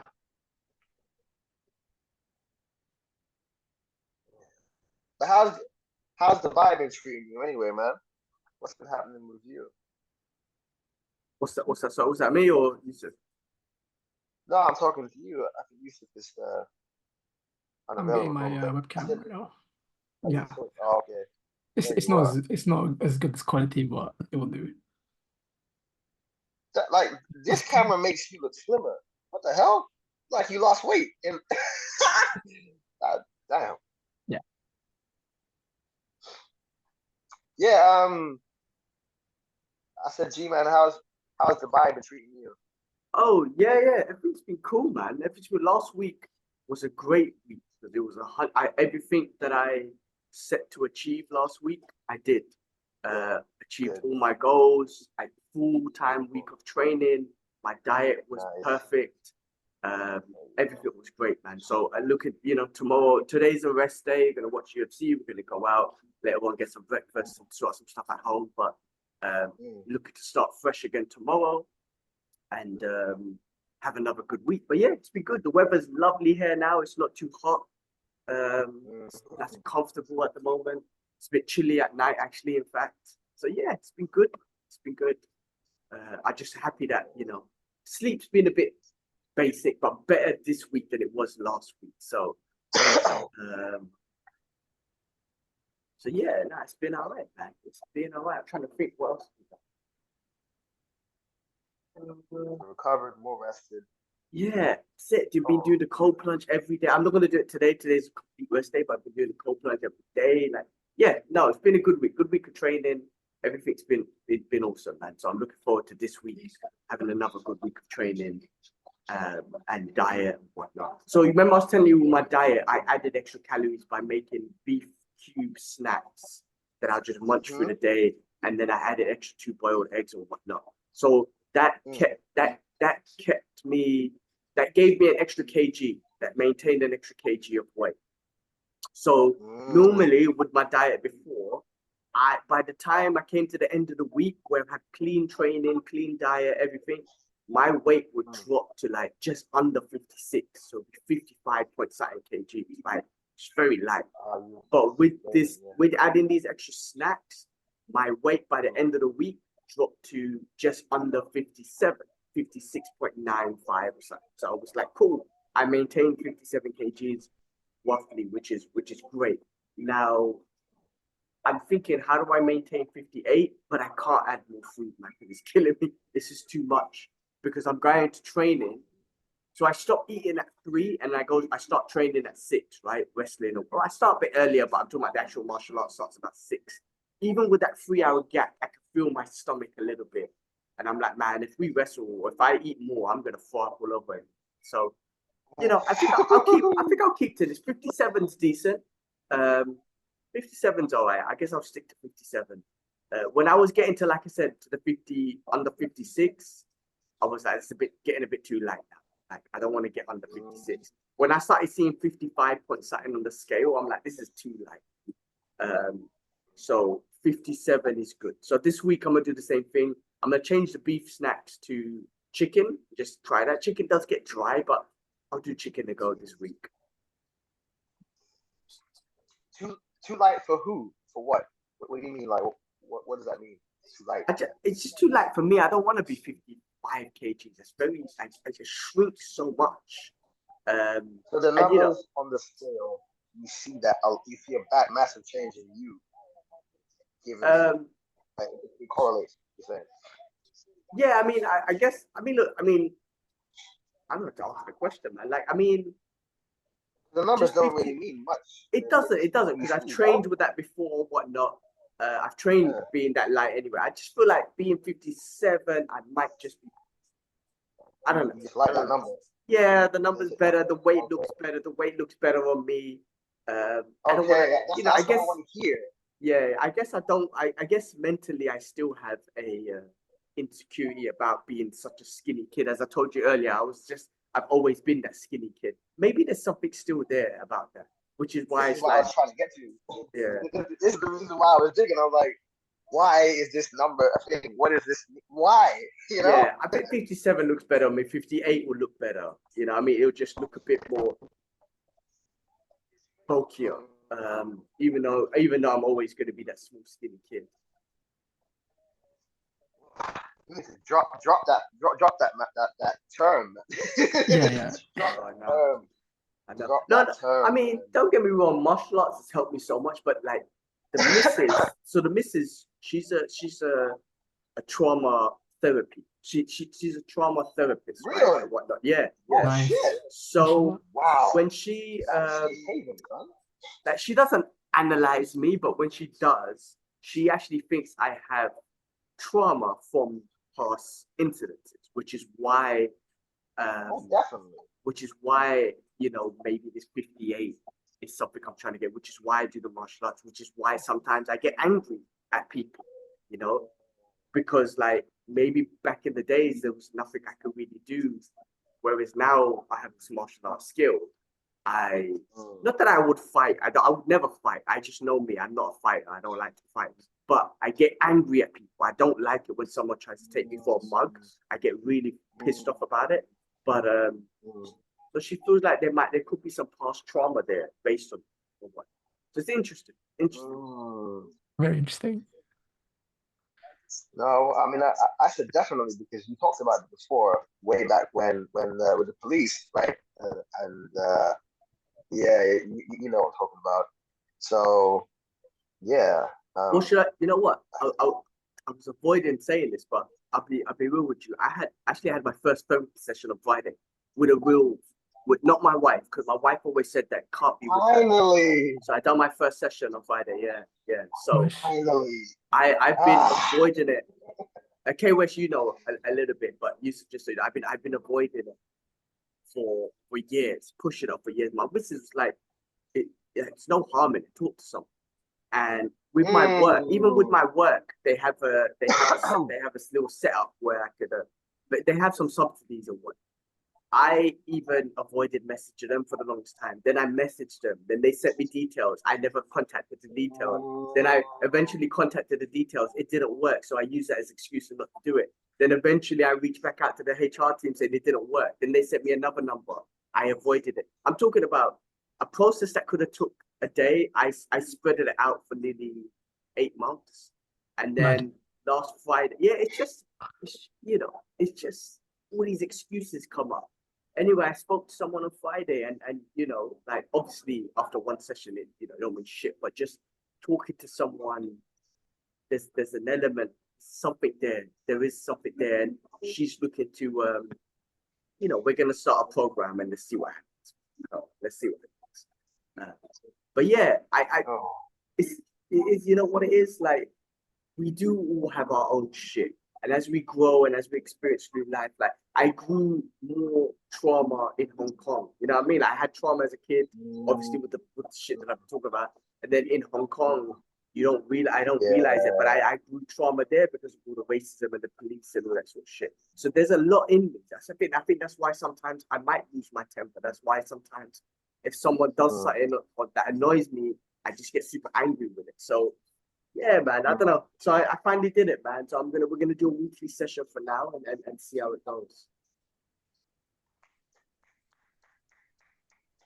Baby steps. Congrats, man. Yep. I'm happy that you got that done. Yeah, I'm gonna look at it as like training. Like this is gonna be my mental training. Mental martial arts. Yeah, That's like a good name for like a like a therapy thing. Mental martial arts. sure. Go on. So Yeah. interesting, man. And I look at my father. I know for a fact my father has trauma for sure, but he's at that generation where you don't talk about it, and I don't think that's You don't talk about honestly. that. I don't think it's healthy. But that generation's just built differently, and they just get through it. But I feel like there will be a lot of benefit if he was talking, because he went to the UK when he was 7, and he just went through a lot, like from racism, being left in the UK as a kid, been working since he was 7, and there's a lot more to it, right? But that again, that generation's different. They're built so different compared to us. You know what I mean? So it's an interesting thing, man. But I'm gonna, yeah, man. So we're doing that, man. Solid, man. Like I said, I'm glad that you got that done because I think we have a video like way back where we talked about it, and you mentioned all of these things, what you said about there's something there and so on. I guess you have to go through your process to decide to get it done. So I know, like over the years, or talking about like an injury or something, I'm like, yo, go do this, go do that. Like, yeah, yeah, like, all right, you just ain't ready to do it. What everybody knows what's best for them, right? And they know we all know what we need to know, but when it's time to do it, it's a different matter. It's a whole different thing. So I could see you from afar, kind of battling this concept of doing these things. So I'm really happy that whatever it is that drove you over the line now to get it done, you're in that process, and hopefully you'll grow from that. That's the best thing. So congrats, man. It's just about building the confidence to do it, to be honest with you. And well, actually, there's no excuse. When you look back in the last 8 months, I'm like, there's bloody no excuses. It was just me making excuses. That's literally what it was. So anyway, the Neil Magny fight started. Neil Magny versus Mike Malott, who's a hometown favorite dude. Okay. Check Bruce Buffer is on the mic. Fuck this, man. Yeah. Bullshit. The camera's on the Canadian guy. Okay, you know what? Fuck it. Go back to my free stream. Bruce is introducing Magny now on my one. I tried to log into that Discovery Plus thing, and it's just not taking. So, like on the free stream.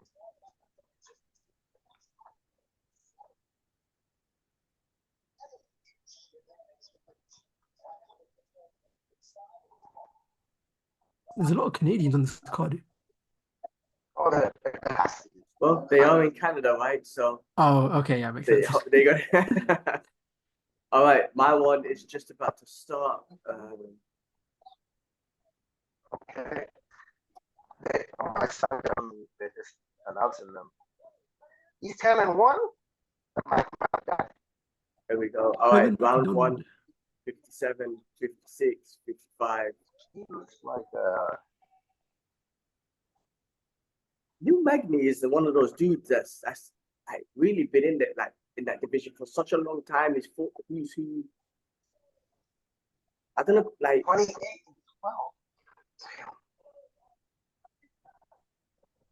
12. Yeah. I mean, he lost recently against Ian Machado. He lost against Shavkat.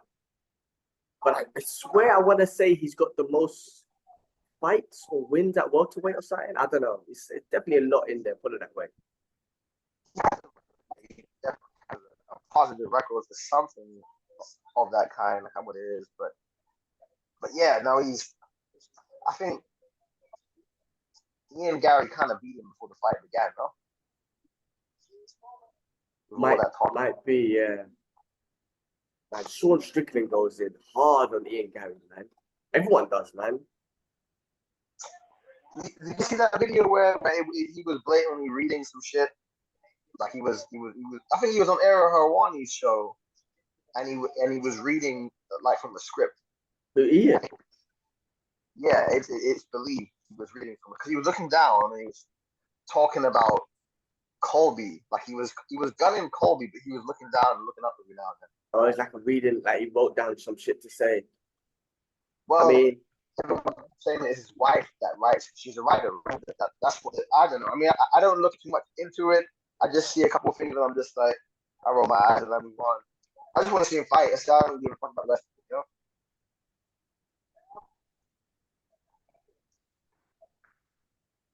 He is a good fighter. yeah, definitely. He is a good fighter. You know, he's like, you know, he looks like the second coming of Conor to a degree.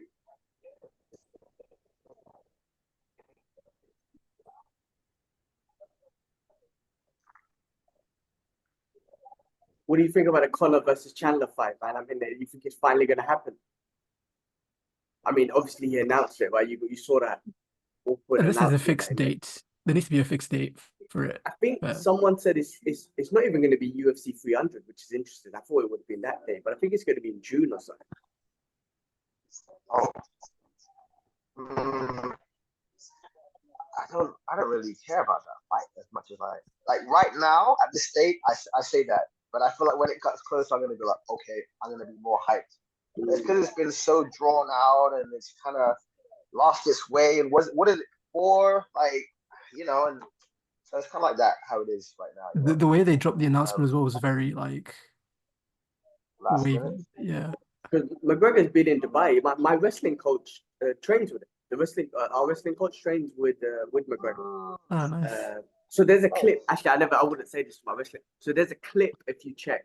It's a recent one of McGregor drops training partner. It's my wrestling coach who he drops in sparring. Done. Oh wow! Yeah. Shit. Okay. Yeah, I've seen that video actually. Okay, that's The recent sparring. If you see the recent one, and he Yeah. basically he slips. He comes up with a wide uppercut and then straight and drops the and drops his partner. Yes. That's he dropped my wrestling coach. That's my wrestling coach. He drops. Oh, he got batted. All right, fair enough. Yeah. Cool. Well, I wasn't obviously going to bring that up to my wrestling coach. Hey, you got dropped by Conor. The guy will pick me up and slam me on my head. I thought you were gonna say that you were walking past the video or something. Or No, not in my gym. Not in our gym. They're training. Like, obviously, Okay. Conor's training in a different gym. Yeah, private. They try to train in a private place. Yeah, like Hamza trains in our gym with everyone, so he's always there. Right. He's always in the cage Yes. and whatnot. Okay. Yeah, I don't know. I'm not too bothered about that. But you know, I like the look of the UFC 300. That looks good though. What they're building for that. Hey, we need to do a watch along 100% for that one. That's going to be a big one. That one does look good.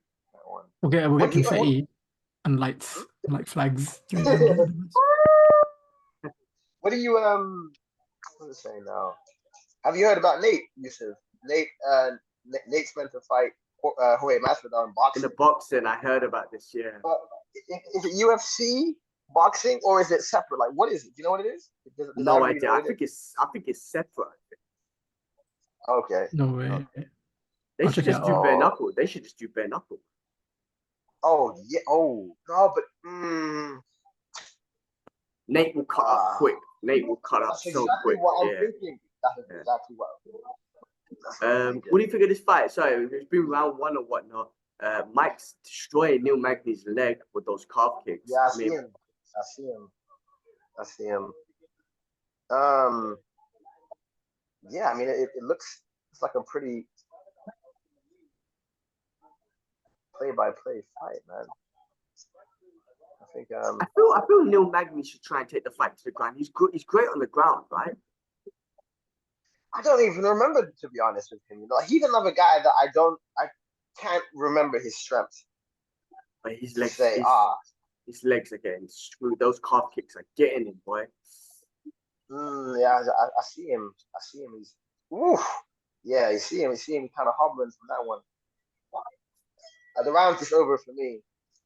Okay, yeah, round two. Well, round two is just about to start for me. Same.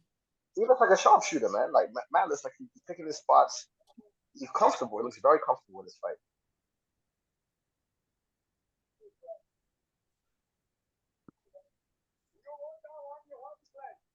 What's the surface of an octagon made of? That's a good question. Yeah, I don't know what the surface is made of. I'm sure it's like a... How do I pull it, man? I know that... Yeah, I don't know, man. Obviously, I think there's going to be a little bit of sponge.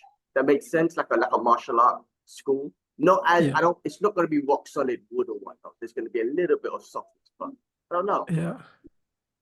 Is it? Google I that shit wanted right now. maybe like thin wrestling mats, possibly. Yeah. Could be, and I doubt they would avoid a material that they could get, what you call it, like carpet burn or whatever, like Yeah. burns and shit.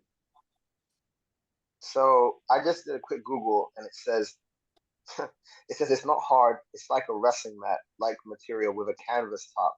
They Right. use the mat material for shock absorption and the Mm, canvas to soak up sweat and of course blood. okay. Right. Makes Okay. sense. So whatever the wrestling mat is, same kind of thing. I just came to my head. Yeah, curious. Oh, here we go. All There's right. actually an in-depth one.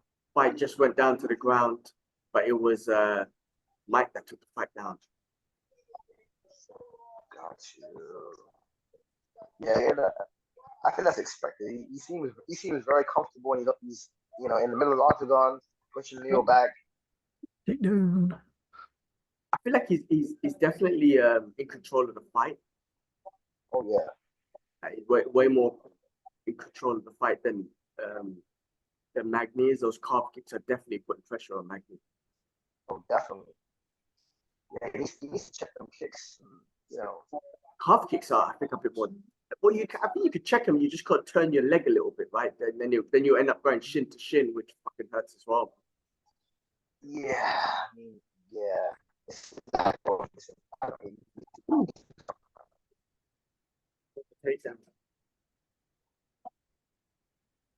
yeah, here you go. So the octagon floor has a metal frame for the base, covered by a plywood sheet and a thin foam padding that then topped with a canvas made of heavy cotton. There you go. Okay. All right. So Nice. yeah, if you ever want to make one, DIY store, that's what you need. You know, the fence. So I remember when I've trained in the fence in, say, like in Singapore in Evolve Gym, that shit hurts, man. Like when you're getting pushed against the fence, bro, the fence pushing against your skin, your muscle, it fucking hurts, man. Like honestly, I like until I felt it, I had no idea how much it hurts the body. But someone pushing your back against it and then they take you down and you graze against the fence, it fucking hurts, man. Yeah. Honestly. Yeah, And it's I used to work in DIY. Like my first ever job was in a DIY store, and like we had mesh. It was my first ever day. I didn't wear gloves, right? And like my fist was straight through the mesh, and it was all bleeding completely. yeah. I don't know how. That's what I'm saying. Like, I mean, I'm sure the mesh was a bit more like a harder surface Oh or yeah, like mine stretchier was surface. yeah, like the one I had was like garden mesh. Mm. Yeah, this seems a bit more This is like steady. it's smoother, but it hurts because it's like metal. End of the day, it's metal fence like digging against your body. You know what I mean? Yeah. It's not like a trampoline net or like a bouncy castle where you can just Yeah. bounce back. Mike is actually taking Magni down a few times and actually dominating position, and he's getting on a lot of ground and pound right now. Yeah, I mean He's 10 way to more 1 for a comfortable reason. in this fight. Yeah, I wonder if Magni's at that point where Falling off. just it's just going down and down and down. Like I don't know, you know what I mean? Like in the top 10, maybe it just doesn't. I don't even think Mallet's in the Mike is in the top 10. Right? No, I don't think he is. Oh. But you might be right. Might be that the opposition, the opposition and the competition is now surpassing Magni's level, and that's Wait, it. can you even do those elbows like that? Are they allowed? It was on top of it. It wasn't a 96. Okay. Oh, that bullshit. Yeah. Yeah, I feel like Magni. I don't know what to say, man. It feels like it's not. Yeah. I think the skill set, the shit that he's been through, he's been fighting for so long, just doesn't look like he's there anymore. Yeah, I could see him in Bellator or something, or another organization, and new lease of life. You need to refresh. Yeah, I think so. Like there's a couple guys like him who were around, like and they went to Bellator. Lorenz Larkin. Remember him? I don't know if you know him. Yusuf, might be a bit far. Lorenz Larkin. And Phil Davis, another guy. They both went to They both went to Bellator, second lease of life, and they did all right. They did all right. All right. They just couldn't get it together in the UFC, and sometimes that's just what it is.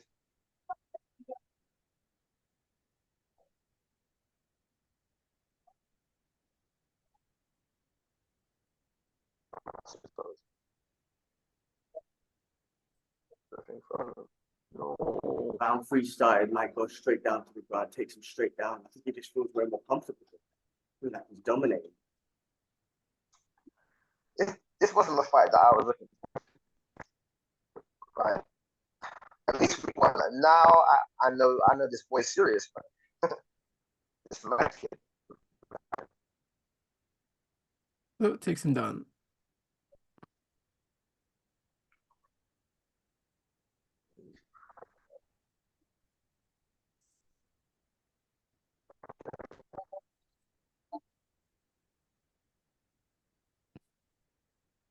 What are you playing next?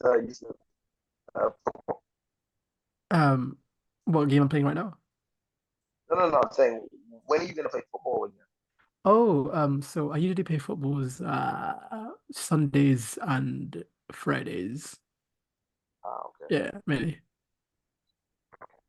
Then training Tuesdays, Wednesdays, and then I go just regular gym every day if I can. It's legit like a 5 minute walk from me, so Monster. yeah. Oh shit. Taking the page from G-Man.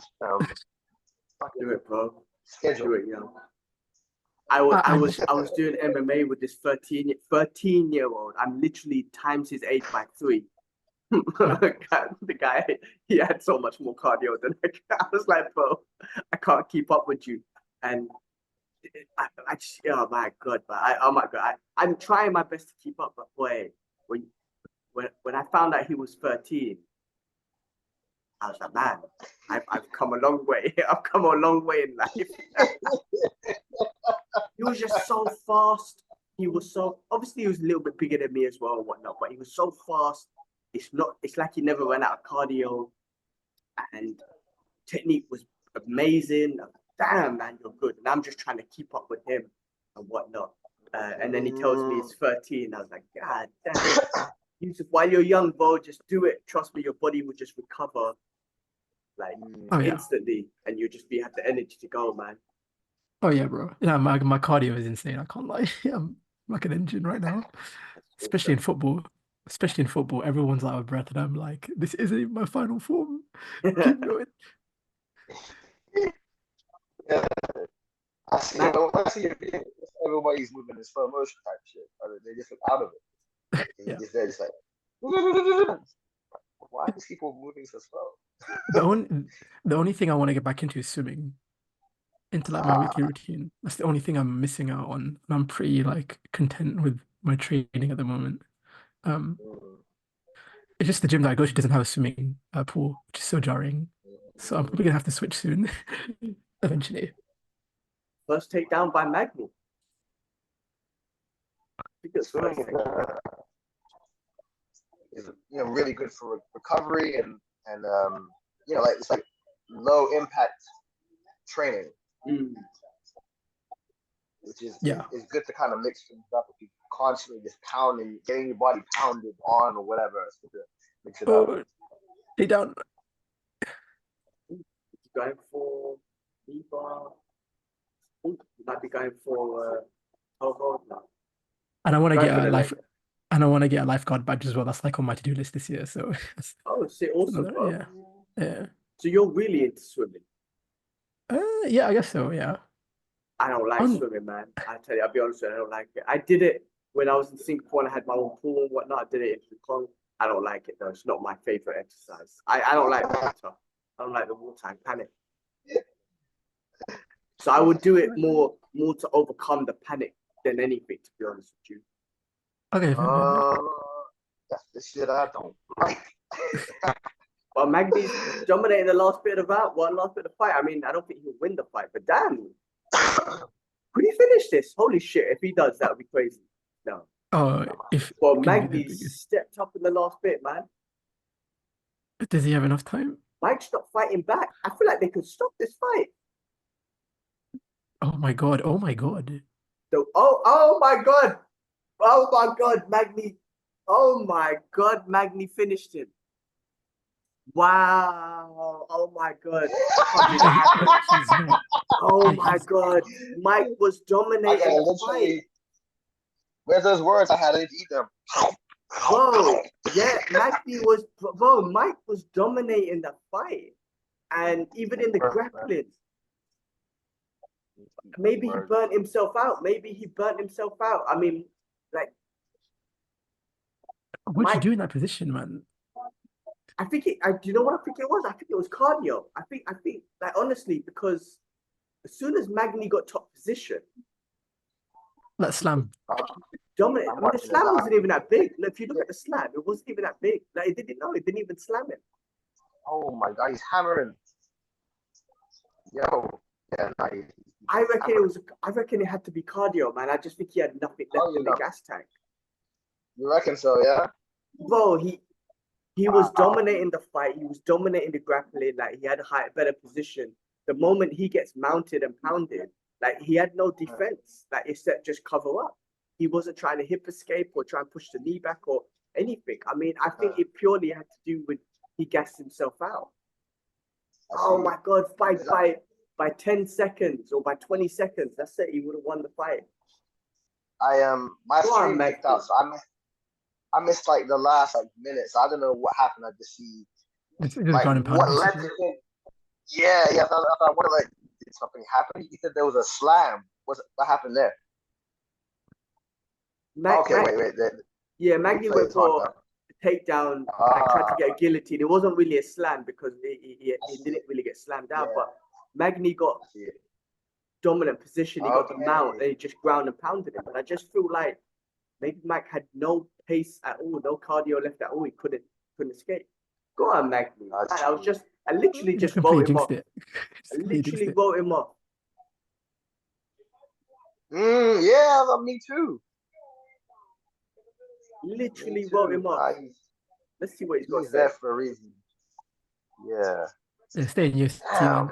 Forget Bellator, man. What are we talking about? Yeah. Well, what the fuck am I talking? What do I know? Shit, I'm just basically an analyst down there. Jeez, yeah, But, like, cool. like, see, in a ground and pound situation like that, when someone's on top of you like that, how the hell do you get out of a situation like that? Honestly, I think honestly it had to do with the cardio, man. So yeah, look, you can kind of grab on, close the distance. You can so you can try and grab on, close the distance. You know, getting you could. Some people do roll to their stomach and they can kind of give their back, and then start trying to defend from there. You could he wasn't even trying to like hip escape or push the knee back. Like, there's a moment where you can, like, you're gonna take a couple shots. That's just facts. But just push the knee and try and get what you call separation. it? Yeah, like, or even just get a half guard or something. Is it possible if you can like act like a raging bull and like flip the guy off you? Is that very difficult? Yeah, if you got cardio pace power, yeah, you can hip escape and explode. Yeah, that's doable. But I think at the end of the round 3 and after all the exchanges that happen, I honestly feel might have cardio left. Yeah. The thing is with them ball moves there, like, if you don't have enough in the tank to do that consistently, you're gonna drain your shit. And if they're constantly taking you down, and like, it's not the most conventional way to get out of it, like, every time, you know. Like, you gotta use your transition and whatnot. And if they're a genius, they'll use that moment of your power and get you into something else. You know? G-Man is all about it. You find somebody that's a bigger guy or they're powerful, and you use their momentum and you just kind of fucking jet kundo that shit. When you grapple with someone, like, so Yusuf, you asked a question on WhatsApp the other day, like, what do you do against a bigger opponent? When you grapple against a bigger opponent, so there's different levels, bro. When I grapple against a bigger opponent who doesn't know what they're doing, it's amazing because one, you feel so powerful. right? Yeah. And two, they don't know what they're doing with their hips, with their movement. They're just pure pressure and trying to hold you. And that's so easy to kind of get out when you know what you're doing. You scoop your hip, make a frame, whatever it is, right? So that's when you feel so good and you just dominate them. And they don't even know how to bump you up. They're just using power. But because I have the skill set to, even if they try to bump me up with power, I could just shift my hips and maintain position. But now the story is if you're grappling with someone who's bigger than you and knows jiu-jitsu or wrestling, so they know how to control your hips, know how to control their weight. That's the difficult part. So for me, I constantly just keep moving my hip. I create frames and I keep moving my hips. I keep moving my hips. Now, sometimes, depending on the skill set or whatnot, I could survive the round. I might be able to get a sweep. I might be able to lock a half guard. I might be able to scramble out and whatnot. But if it depends on the skill set. Sometimes people just end up controlling me the whole time. But I'm like, keep the frame, keep moving the hips, and nobody, and then he can't submit me basically. It's almost like I'm surviving in some sense. So it's very difficult for me to put someone in danger at that point when they know what they're doing. But I'm able to kind of keep myself away from danger. But if they're way more skill set than me, if they got a lot more knowledge and whatnot and a lot more weight, then it's difficult. They can get my back and I'm surviving from there and whatnot. But remember that rule, that's helped me a lot, man. Honestly, with my mentor, that 2010 rule. And again, I think it came from Heron Gracie and them guys. And then that guy I was following spoke about it more. That if they was it 20 pounds heavier than you, then it's like they're one belt above. If they're 10 years younger than you, then it's like they're one belt above. So me sparring against a white belt who's 10 pounds, 20 pounds heavier than me and 10 years younger than me, it's almost like they're a purple belt and we're just going back and forth sort of thing. So that, that it makes sense and it helps because the truth is I am sparring with 17-year-olds and fucking, these young kids and whatnot. And it's 13. just, yeah, and it just feels like we're on the same level. They're bigger than me, they're younger than me and whatnot. So, but yeah, with my skill set, like I said, I try to stay relaxed. That's another thing as well. Try not to panic, stay relaxed, breathe, create frames, keep moving my hips. And there is a bit of sometimes escapes and you might be able to take it back. And just depends. I wait for them sometimes to make a mistake. They make a mistake. I might be able to sweep them. I might be able to get control. The one thing that I'm trying to avoid doing is someone bigger than me trying to get mount and dominate a top position, especially if they know what they're doing. That's not going to last very long. It's not going to last very long for me. Not saying that I'm comfortable taking the bottom, but it's about not trying to just get mount and feel like, all right, I got mount, I'm going to stay here. No, it's not going to work. I'm going to keep moving with my mount. I'm going to keep trying to keep threatening submissions and moving my position from mount to side control to mount, whatever, and moving it. Just trying to be like, oh yeah, I've got top position now against a heavier, skilled opponent. Man, they're pushing you straight. You know what I mean?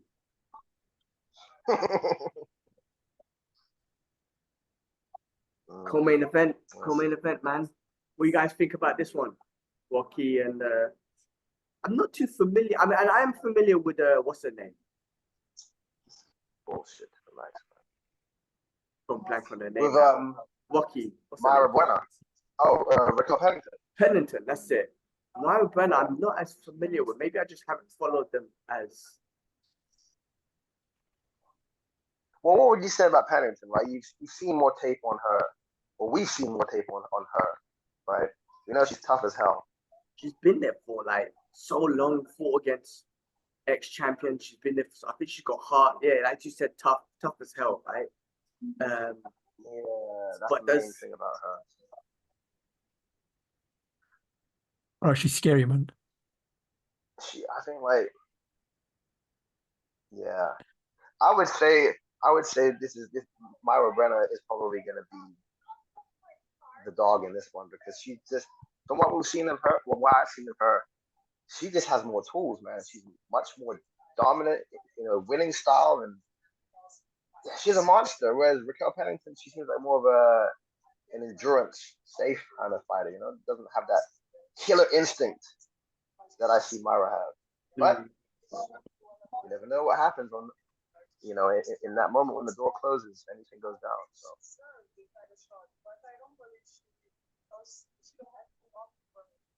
Yeah, no, I think this is going to be Myra's fight. That's what I think. Do UFC have like an official clothing brand store? Their jackets look so sick. Yeah, They do, you know. yeah. You go And to it's the exclusive. website, the store on their website. Oh, well, I will try It's to like exclusive, spin. man. They will break your fucking wallet for a hat. It's crazy. There was one where I think Hamza Chimaev was wearing like a white Venom UFC jacket. It looks so sick. I'm not even one. I'm not even like a fashion or clothing person at all. Like I'm very minimum, but like Mm, I want one. that was nice. See, sometimes they get them custom made, so you might not even find it there, you know, Right? Yeah. sometimes. I remember, what's his name? Bryce Mitchell. He petitioned forever when they were with Reebok to get some green shorts because they just had black. Combat The, ones, right? But combat ones, right? yeah, he petitioned hard to get these shorts, and eventually they gave it to him. And then, you know, when Venom came, man, they were just like, look, you know, your idea, where your hands, we do what you want, kind of thing, and it got more interesting with design. Uh, But yeah, Reebok, they were so plain and boring, man.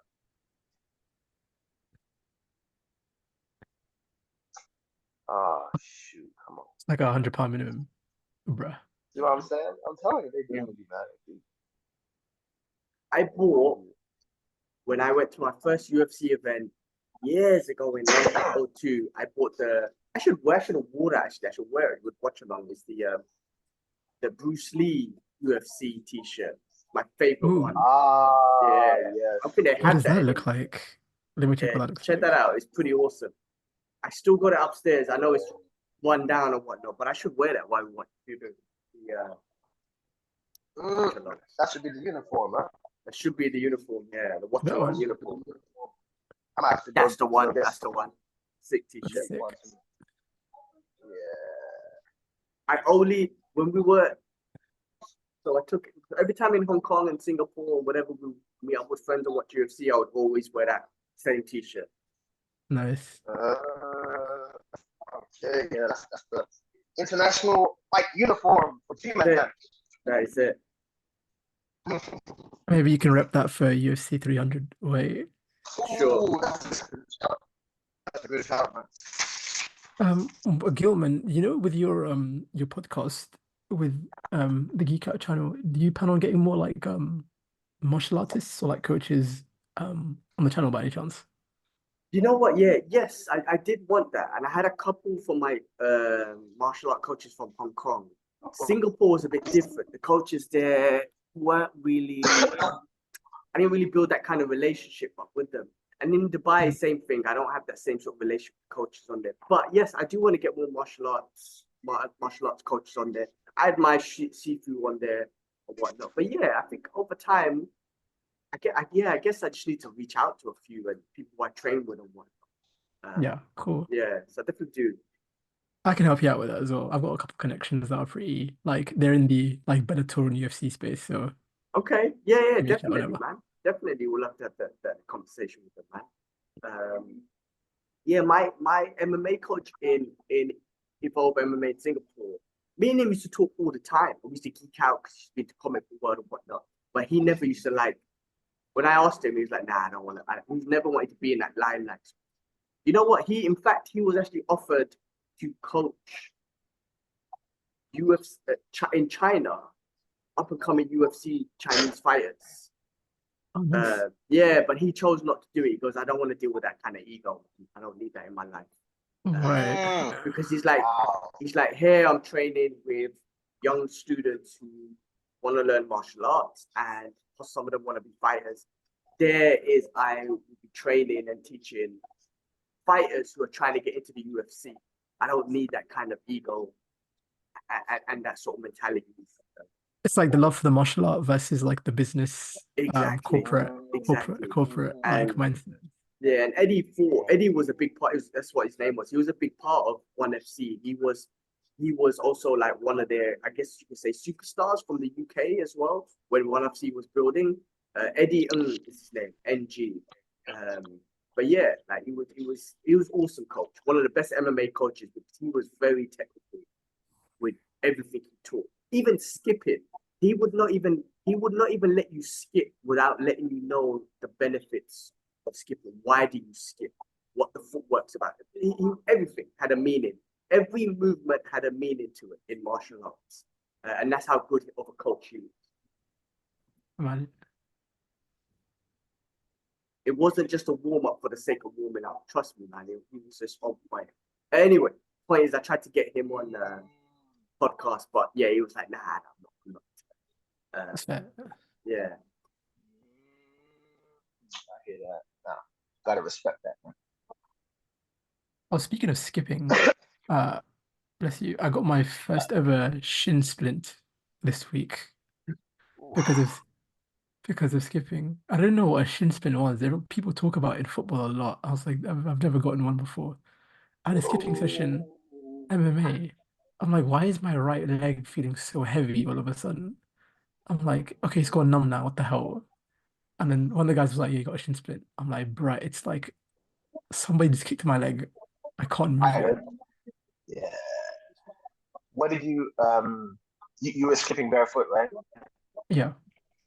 I don't know if I was just landing heavy on my right foot.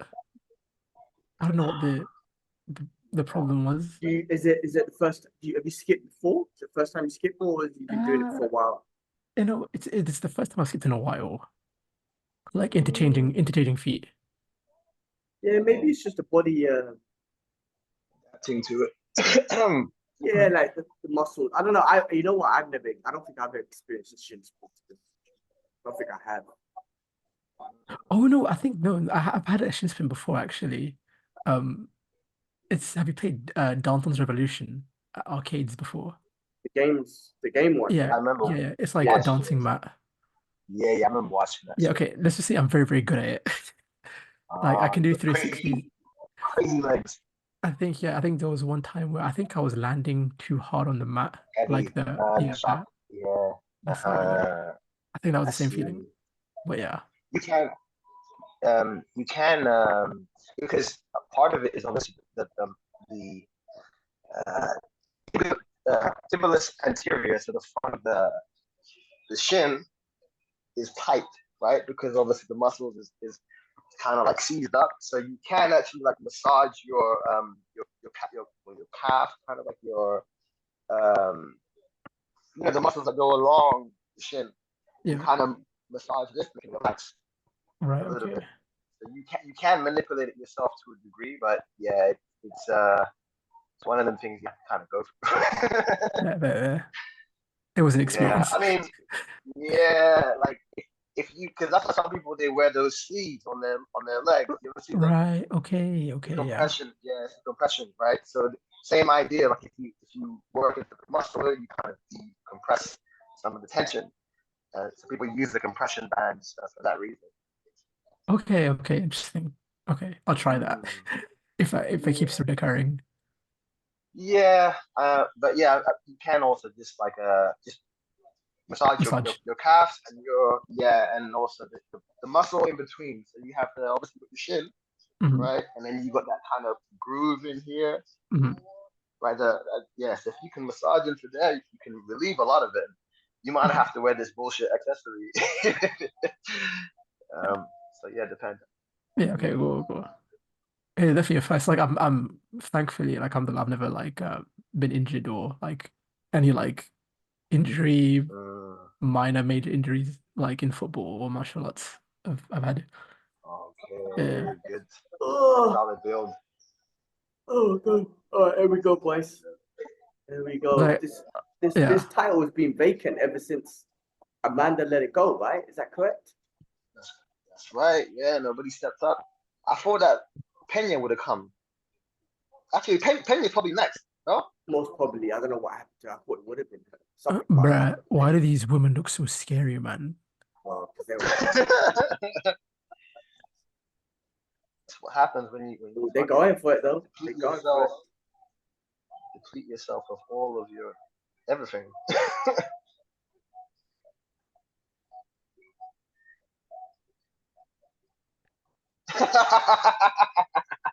Myra brother, you jokes.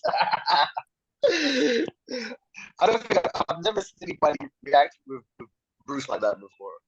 Have you? I missed it. What did she do? Oh, she was just her expressions and the way she was emoting was like it's really funny. Oh It's no, like I wasn't paying attention, I guess. no, it was, How far almost like is Bruce Buffer just announcing them for you? yeah, for me. Damn man, like I feel like you're 2 minutes behind. I'm on like 3:58, 57, 6. I'm on Oh, 4:15. now right now I'm looking at Raquel Pennington's shiny forehead Nice. while they announce her. Is that like a bunch of brothers in the corner?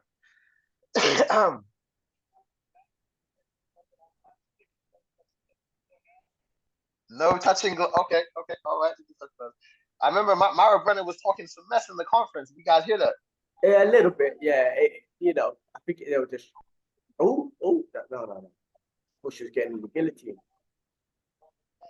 You know that trash talk that they taught. I feel like it's not. It's just. How do I put it, man? Saying something for the sake of it. You know what I mean? Just fluff, yeah, fluff. Oh yeah, that's what I would do as well. I'm so bad at like taking the piss out of someone. Well, I'll just sit there quietly and hope no one asks me no questions. You know what? I'll be that guy. Please don't Like ask the me no other dude, the questions. Canadian guy. Yeah. Oh shit. I'll just do Actually, though. I'll do the Khabib thing. I'll be like, Inshallah, I wanna smash you.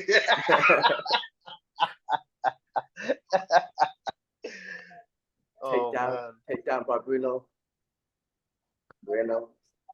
I actually find cussing pretty funny. Actually. Oh yeah. Yeah, like Got you her can be back. creative with it.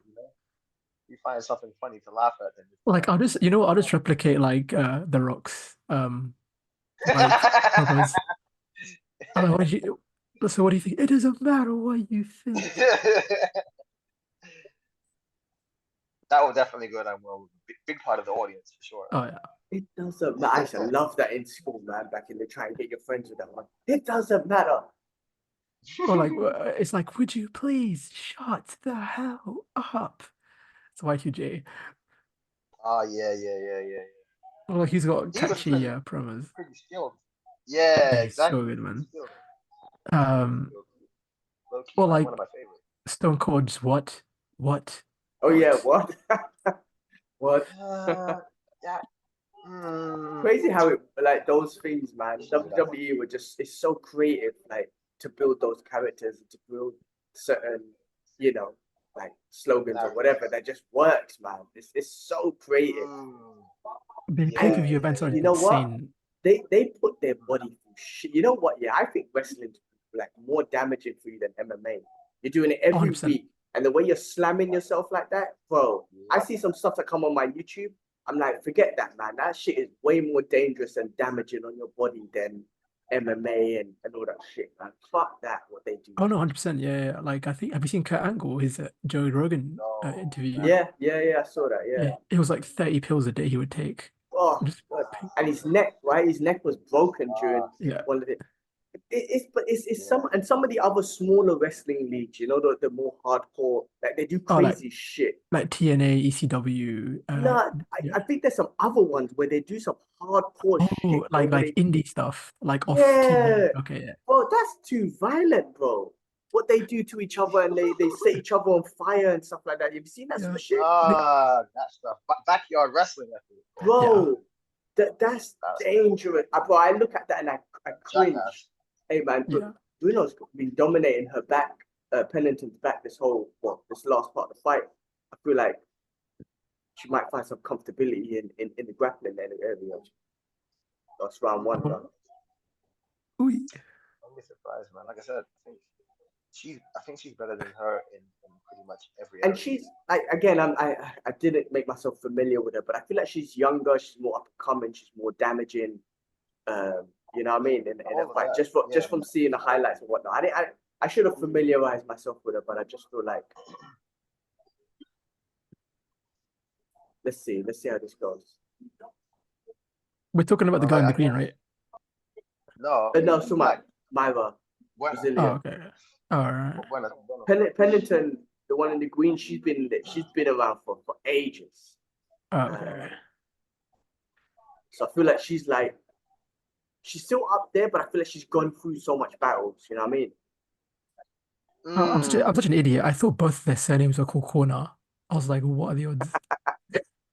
Oh jeez. I was like, what? The thing is with Raquel Pennington, right? Is I, I haven't seen her evolve much. Have you, G? No, it's like the same style, right? Yeah, there's not really been the evolution of her, to take on these new breed of fighters. So what happened? That's the process.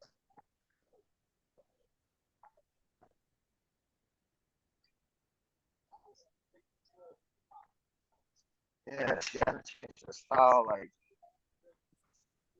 it's kind of a boxing, striking wise is boxing, and then I think she's a grappler, maybe a You know wrestling. how it's sponsored by Tekken?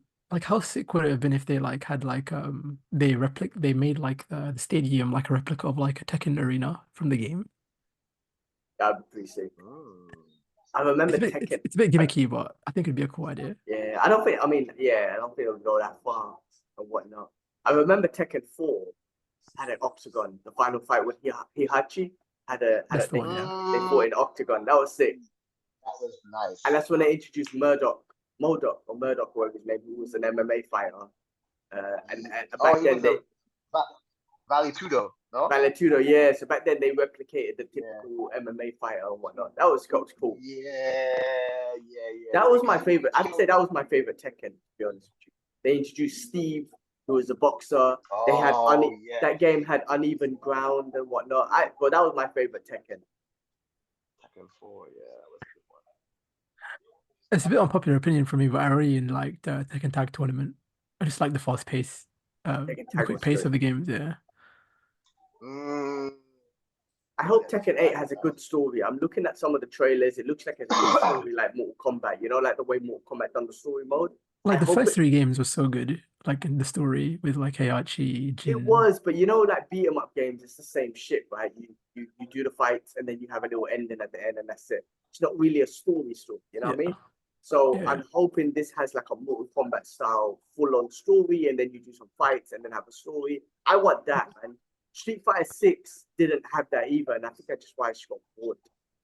I know it's a beat 'em up game. Shouldn't really expect much from a beat 'em up game. It's just it is what it is. But you know, I just want some more to it. Than, yeah. It's like with current Call of Duties, like there's no stories. They're very like shallow now. Or they really? have, yeah. Wow. Damn. Like Black Ops 4 doesn't even have a campaign. Oh, you for real? I Didn't think. even have a story mode. Yeah, it's just all online, bro. Like Ooh. the They should remake that. What's that game that was on N64? The Bond game, James Bond. You know oh, the GoldenEye. GoldenEye. They should remake that, but keep it very, very, very similar to the original, and then pull it online because that game was sick. That's a shout. Oh shit! Pennington's connecting a lot. Yeah, when Pennington puts on the pace, she connects a lot, and she's putting on the pace. She's putting on the pace.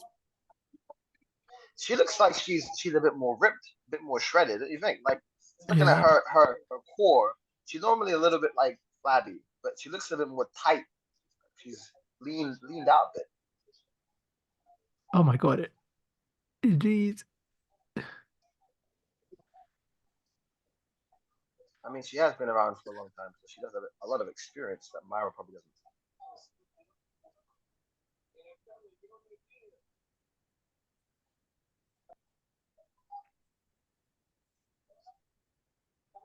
Pennington up the pace in the second round.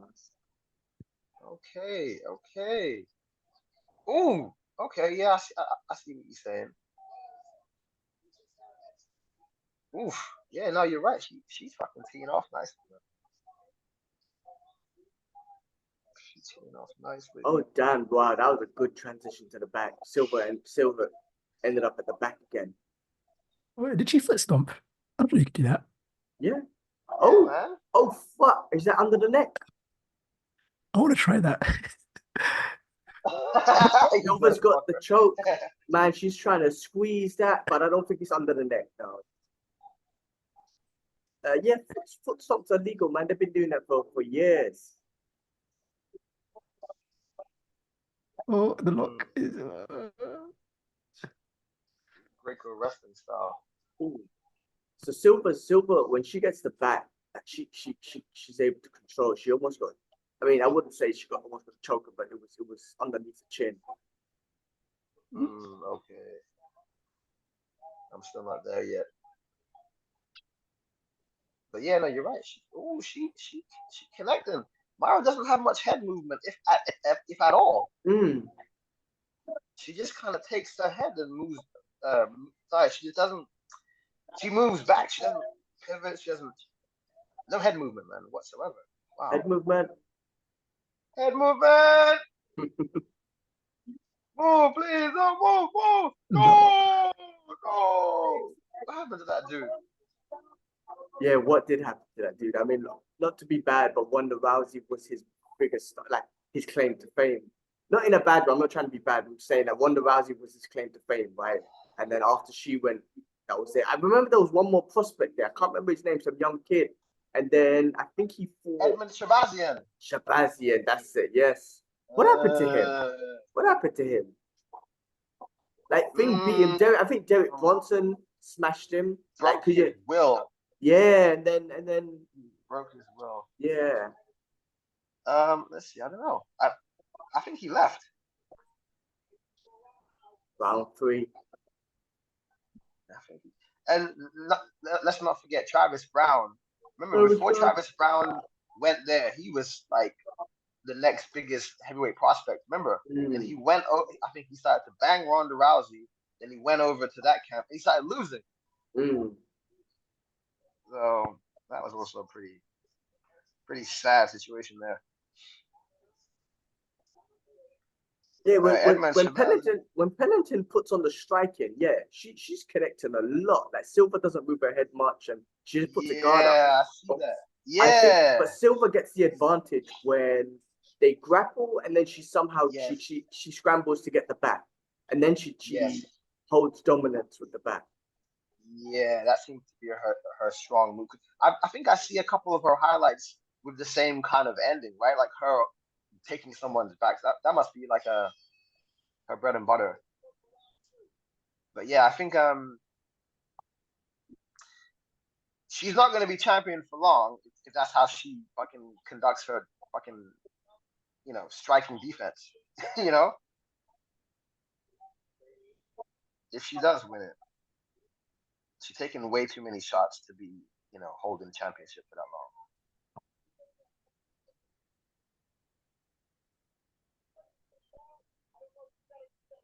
So Edmund Shabazian, he fought last year in May against Anthony Hernandez. He lost, and that's it. So, don't know. He's had he had 3 losses, then he had a win and a loss. So he's got 5-1 he got 1-5 in his last. Oh damn! Yeah. Oh, great trip, great takedown. So scramble back up. And they used to call him the Golden Boy. Oh wow! Ooh, that's a tight guillotine. Is that tight? Ooh. Silver's got a tight guillotine. Oh, maybe. No. It's just slipping off. And that's how she remember the guillotine. No. That's how she took out Holly Holm. Sorry to cut you. And it's that tight one. It's that tight one when she goes under and then locks it. Yeah. She's trying to go for that. That's her fucking go-to. Yes, her go-to. That's her go-to. That's a tight guillotine. I would love to get that on someone, see how it feels. That's disgusting, man.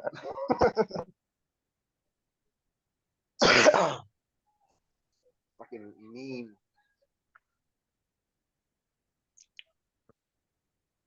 Oh, oh my God. This time, let's just turn it off. There we go.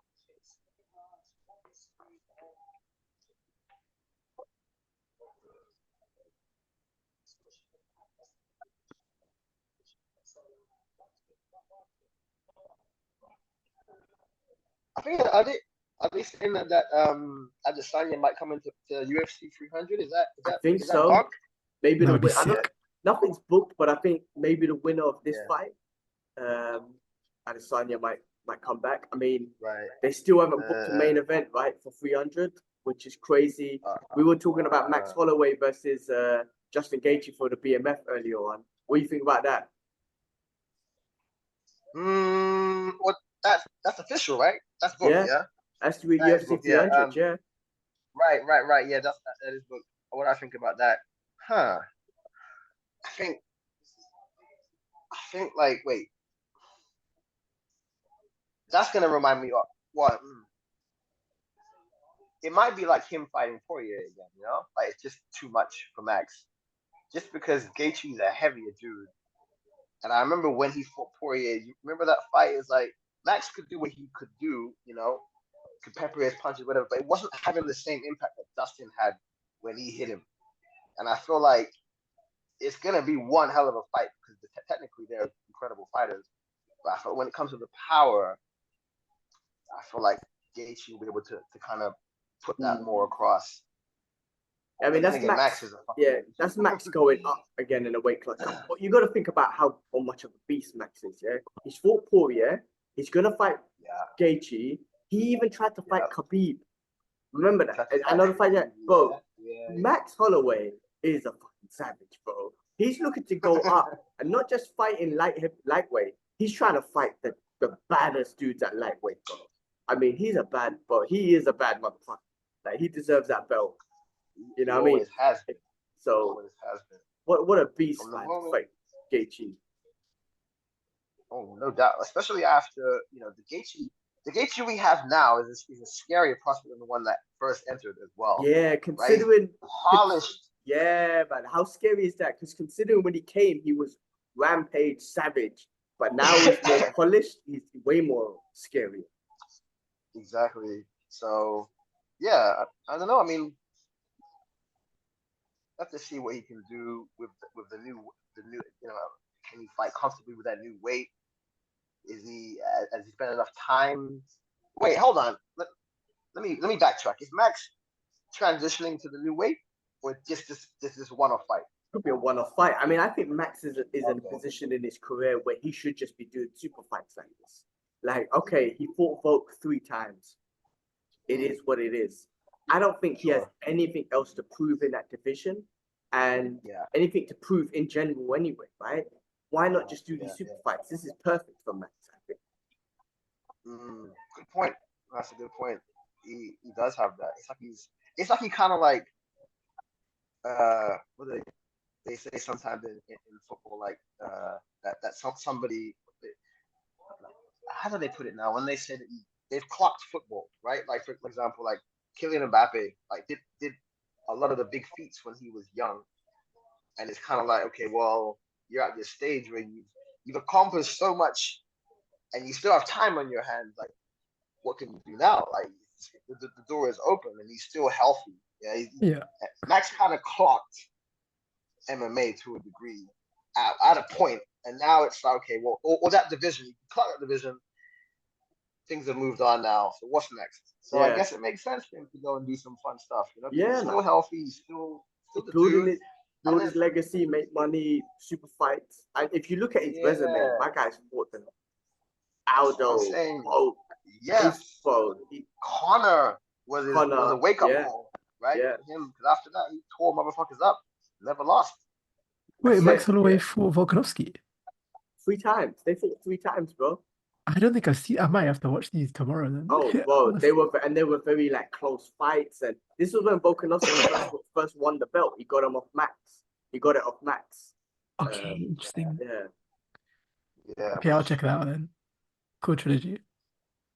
Round 4, guys. What do you got? Are you guys on? Yeah, I'm on 344, 343. I'm on 404. uh, they're getting the in swell and the Vaseline at the moment. Oh, you know, in the I previous think round, how I think Pennington was on the floor. You mm, can't do that in MMA because the referee was like, get up. Yeah. because No, they were nothing's stalling. happening, right? Yeah, but yeah, nothing was Yeah, happening. Silva was just laying there on the uh, floor, and Pennington was yeah, standing on top of her. So it's like, well, Uh, if you guys have got no action, you can get back up. yeah. okay. Understand. I think like one championship, they um they're really good at kind of buffering like stalling moments. So if they're Right. like, if they're kind of seizing each other up and sizing each other up enough to go, they're like, guys, fight. They're really Yeah, trying to push and the and the, action. the, the audience, Yeah, they and love you can that. get They really you can do get a appreciate yellow it. card and shit in what like Clyde. That was Yeah. the old Clyde days, right? Um, you get a yellow card, a Ah. foul if you stall and stuff like that. Oh, Oh, yeah, oh yeah. shit! She's got a. This is under the neck. Is it under the neck? Bruno got the back again. She's got the choke in. I don't know if it's under the neck, but this looks tight. No, but she has a good angle. Oh, Oh, yes. Pennington broke up. Pennington's like the heart we were speaking about. That's what Pennington's got, man. Toughness. Yeah, she's got the experience with the toughness. I just feel like her skill is just not. It hasn't evolved. That's the thing about her. That's what I would say. Is that she hasn't evolved. It looks locked in. Oh no, wait. It looked locked in, right? It looked better on the chin, but I think the angle wasn't there because Pennington was scooping off her back a little bit.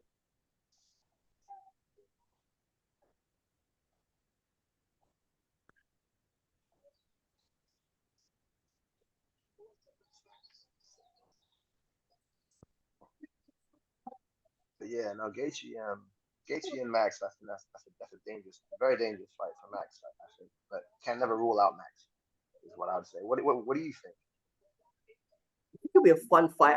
I see Gaethje winning just by his Mm. pressure, by his skills, not skill set, because Max got amazing skill set too, by his pressure and his size and power. Yeah, I don't see Max. yeah. Max has never been knocked out, man. I will be so surprised if he gets knocked out.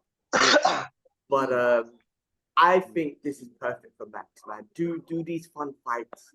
Do big super fights. That's it. No point chasing the featherweight division no more.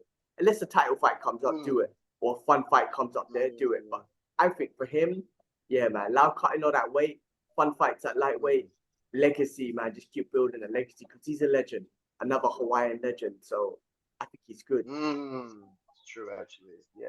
No, I'm with you on that. I think that makes sense. And if Volk does lose the belt, hey, why not come down and grab it, or at least attempt to?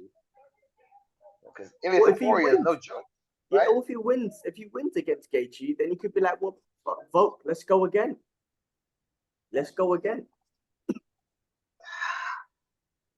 I guess so. That's not a fight I want to see though, but yeah, I guess so. Yeah, I mean, I know they've fought 4 times, but if Holloway is always going to be the clear number 2, you just can't deny the fight again. You know what I mean? Yeah, it's true. It's true. You can't deny it. But I thought he was really considering moving on and going to a different division, like going up. Like I guess we don't know what's gonna happen, right?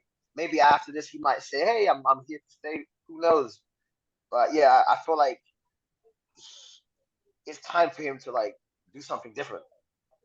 Yeah, I mean, I but think so. put it this way, this is something different, right? So you're right. This could be the start of Yeah, lightweight. This could be the start of lightweight. So right. Yeah, so I hope so. I hope that he doesn't go back to that because it's Goku and Vegeta situation. mm, good, man. I'm Is that yawning away, man. Last round, guys. I've been Oh paying wow, attention up to a point. I feel like I'm- definitely the striking Pennington's been taking it, and then the mm, grappling Pennington has dominated some position, but when yeah, Bruno she takes has. the back, Silver That's takes it. the back, she's threatened the Yeah. choke so many times. But then Pennington has gotten out of the choke so many times. So I'm really enjoying this actually, can't lie. Maybe I should start watching more women MMA matches. Oh, yeah, man, bro, if you want to see, don't listen to Strickland. Yeah, don't No, listen to Strickland, bro. If you want to see one of the best MMA fights, forget men and women, best MMA fights ever. Check Zhang Wei Li versus Joanna Jędrzejczyk. Oh Bro, shit! He one of went the there. best, He went bro. there. Check that fight out for one of the best MMA fights ever. Oh wow, he went there. The first fight, they had two. Just check the first one. Oh yeah. Or even check out One Championship. You know that they have fucking their women true. fighters They have great female fights ridiculous, too. man. And Angela Lee, fucking Stamp Fairtex. You know. Okay, cool. There's even a new girl, right? She's Dutch, but she moved to Thailand, so she's Thai, right? So she's tall and whatnot. She's really young and she's fucking up people, man. And she fights in the same camp as Fairfax. And even Rodtang and Stamp both said she's a good fighter. And I was like, damn, like they represent her. I forgot her name, but she's dangerous, man. Young Okay. girl. Haven't followed one in such a long time, to be honest with you, man. Me- I know She they has have a fights really- every Friday, and I just haven't had a chance to follow it. My Friday routine doesn't allow me to watch it, and then I know they put it on YouTube and whatnot, but even on Saturdays, I just don't have the time to sit and watch Man, the fights. I love one. I find it so accessible just because their Mm. divisions are their Exactly. disciplines are all separate. Oh, And- Raquel! Oh my God, Raquel Pennington's got arm triangle, man. This might be tight. Oh, I see Is she it. tapping? Oh no, I thought that was a tap. Oh my God, that looked like a tap. Oh no, it wasn't. It wasn't. That is Oh wait, never mind. It's 4 minutes. That is tight. So I'm on 315, 314. But Pennington's got. I think she needs to go Oh, into her side legs control. locked as well. She's in mount now, trying to get the choke. I feel like she needs to get into side control on Bruno's left side and apply that pressure. But she's staying in mount, trying to get the choke. I don't know why. I legit saw an Instagram reel how to counter this choke, but I think the legs locked. What's her name? I feel like Pennington's locked her own legs in. Maybe not a left leg, but her right leg, she locked it in. Can't she use her other arm to like wrap around the neck and then use the leg to like? It's like you're choking, you're countering the choke with another choke. It could maybe. Oh, okay. Now she's getting position. This looks tighter a bit. I got that girl. No, that she should. Okay, now she's taking it back. I think she's sliding to the back. Oh, she's Swedish. Oh, she's okay. She took the back. That must be so uncomfortable.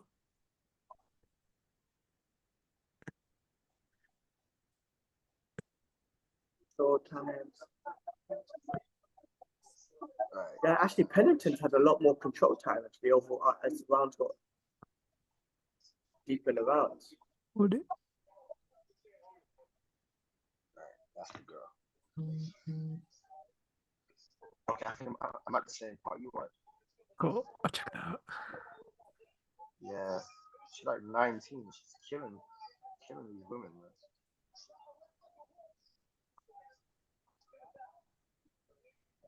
All right, she's okay. This is going the distance.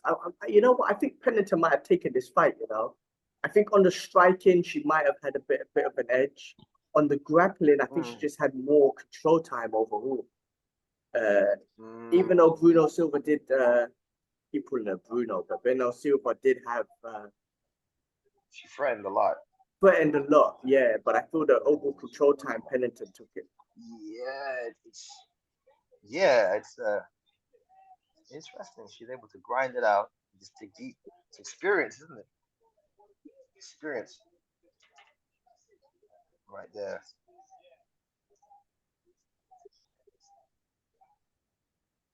She's not. I mean, Last 30 seconds. 2 minutes. Oh, okay, you're way. Okay. Yeah, last 20 seconds, and Silva's just not showing a good like even her body. She's just laying there, man, and that's not. I don't think that's good to finish off the round like that. Pennington telling just me kicking that up her legs. Wait, her hands are behind her back. Is she just taunting? She's basically inviting her in, but Pennington just stood there and beat shit out of her, like standing like she win. I think Pennington won. Especially with that last bit. Just solidified it. Damn. Well, I didn't expect that one. I thought Myra had more to her game, but she was more of a finisher. But hats off to Pennington. All right, after this results, guys, I think I'm gonna go make a coffee. So I'm gonna leave you guys to talk. Well, I need a coffee, man. Oh, I can't talk. I know Yusuf is like 5 a.m. but I'm just like I don't envy the time that you're up. I can't do that shit, man. That used to be me. You took the spot, man. And before we ever did this, I used to stay up all night watching UFC. Every weekend. I true. used to do the same before, Commitment. actually. And then Asia's the best time. So K West, you're in the best time. When I was in Hong Kong, Singapore, man, Sunday mornings, wake up fresh, watch UFC. Now, I gotta wake up at 6:30. It's not too bad, but still, the Asia time, I should order some food. Some dirt.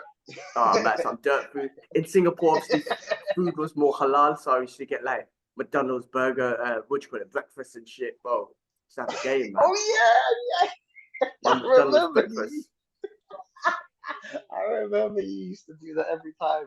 Bro, Shit, Sundays man, was the best, bro. And then old just man. chill. Just chill. Yeah. I can't relate.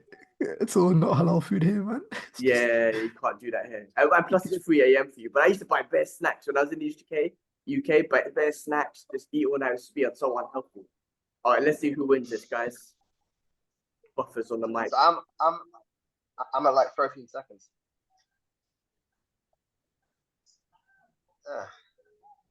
Unanimous decision. I think Raquel Pennington. Yeah, man, of course. Nah, man, what is she? The ref's looking at Raquel Pennington like it was her. Yes, it was Raquel Pennington. She did it. That's the first time she won the belt, like, right? It's the first time. Yes. Yeah, I think she did very well. she fought for it, what, twice? I think so. Good for her, man. It's almost like one of those. What did you say? I cut you out. Sorry. What? Oh, I thought you were saying something before. Oh no, it's gone. Oh.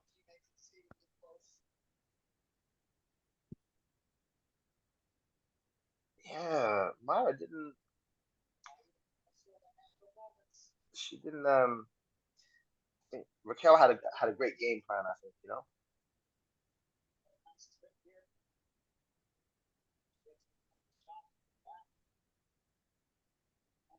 But she definitely looks a lot leaner and a lot more. She looks more stronger, Pennington. Like more muscled, a lot more muscled.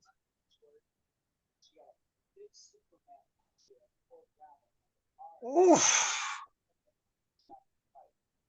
Dirty Superman punch. Yeah, look at them punch. Yeah, man. Yo, she dinged up. Championship shirt. Damn. She dinged I didn't her realize up. they had a champion T-shirt, which is a gold one. Oh, I had no idea. That's cool. She kind of looks like my neighbor. Oh, my old neighbor. Ish.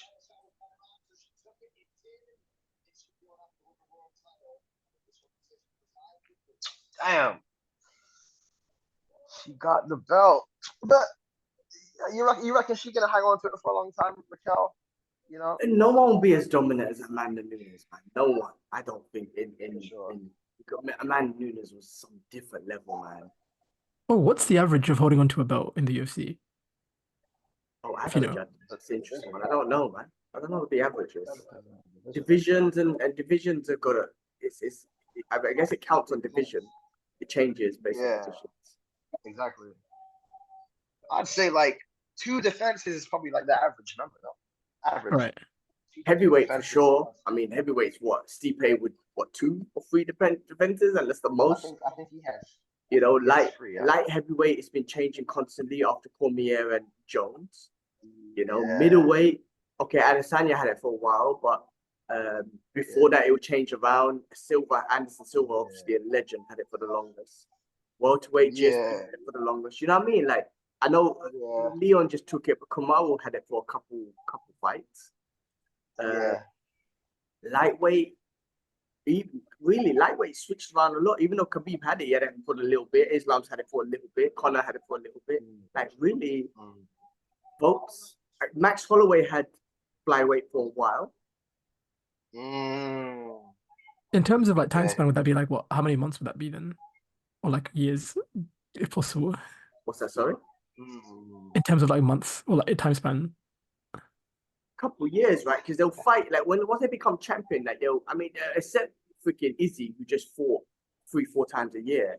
Generally, a champion will fight twice a year, maybe. Okay.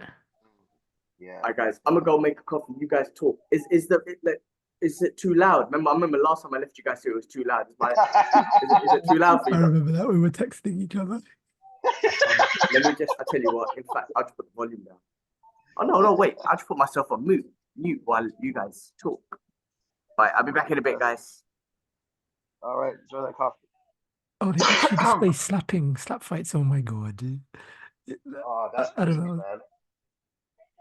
It just sounds it's entertaining, but it's a bit gimmicky, I can't lie. Do you find interest in it? No, not really. Like I'll watch it on like TikTok, but then I'll look away afterwards. It's not really like something to retain. I wouldn't consider it a sport. It's more like a nah. Yeah, gimmick. Yeah. I think it's remarkable. Actually, no. I thought it was remarkable that has actually turned into a sport. But then I look at the kind of degenerates we have in this world and what they're interested into, right? And I'm like, fair play. Yeah. Fair play. Yeah. It's entertainment, I guess, isn't it? Like, and it's quick, right? Like we were saying before, people don't want to spend a lot of time engaging in something. They want quick gratification. yeah. Bam, gratification. You know. To be fair, some like there was this one Russian like promotion that does like you're in a car, your opponents are seatbelt together. Oh, okay. Yeah, and once the bell goes off, you have to like pretty much submit the opponent in the car. Ooh, okay. You're in the car together, or like you're in a telephone box together. Okay. It's like these like wacky like environments. It's interesting. I saw one that was pretty fun, which is like ass slapping. Seen that one? I've seen some, yeah. I saw a little bit of that, and I was like, okay, all right, fine. This world, man. How's Kenichi the Mighty's disciple? I gave it a couple days off, and yeah, I feel like I need to get into it. I kind of missed it because I want to see what happens with him, what he's doing, and stuff like. There's a lot of animes. That's why I watch a few of them and I let it simmer, and I see, do I want to go back to that now, or do I care? Because I've seen so many different anime, and you can probably say the same, where it's a similar kind of characters, similar kind of story, and it's like, unless it has something really riveting, I've seen a concept of this already, Yeah. But I think because it's martial arts based, I'm like, ooh, this is actually pretty different, So yeah. I'm on my episode 10. Nice. Cool. Yeah. So I appreciate that hookup, because I heard of it through the grapevine, but I wouldn't have dug it out. I would have been, Yeah. Like I think I'm filming episode 3 tomorrow for the next batch of recommendations. Okay. What do we have? Sneak peek. Yeah, man. No, I've got like, let's see, 1, 2, 3, 4, 5, 6, 7, 8, 9, 10 more episodes planned out already. It's either this episode 1, episode 2, episode 3, episode 4, episode 5. Do you is that fresh off the dome? Or is Yeah. that fresh off the dome with a little bit of ChatGPT? No, I don't use ChatGPT at all. Fresh off the dome. Yeah. Nice. So Okay, okay, so I'll give you one for like a movie edition. Go on. So, Get it. let's see. So, boxing, Rocky, of course. Okay, naturally. Uh, So that's like Silat, Rocky and Ipo, kind of, yeah, right? Or Creed, right? yeah, Yeah, yeah. go on. Creed there as well. Uh-huh, Karate Kid series, of course. Um, naturally. Silat, the Raid, Oh, of course. yeah. Warrior, MMA, with Tom Hardy. Oh yes. Oh yes. Oh yes. Oh Um, yes. and Batman Begins, Jeet Kune Do, Silat, and BJJ.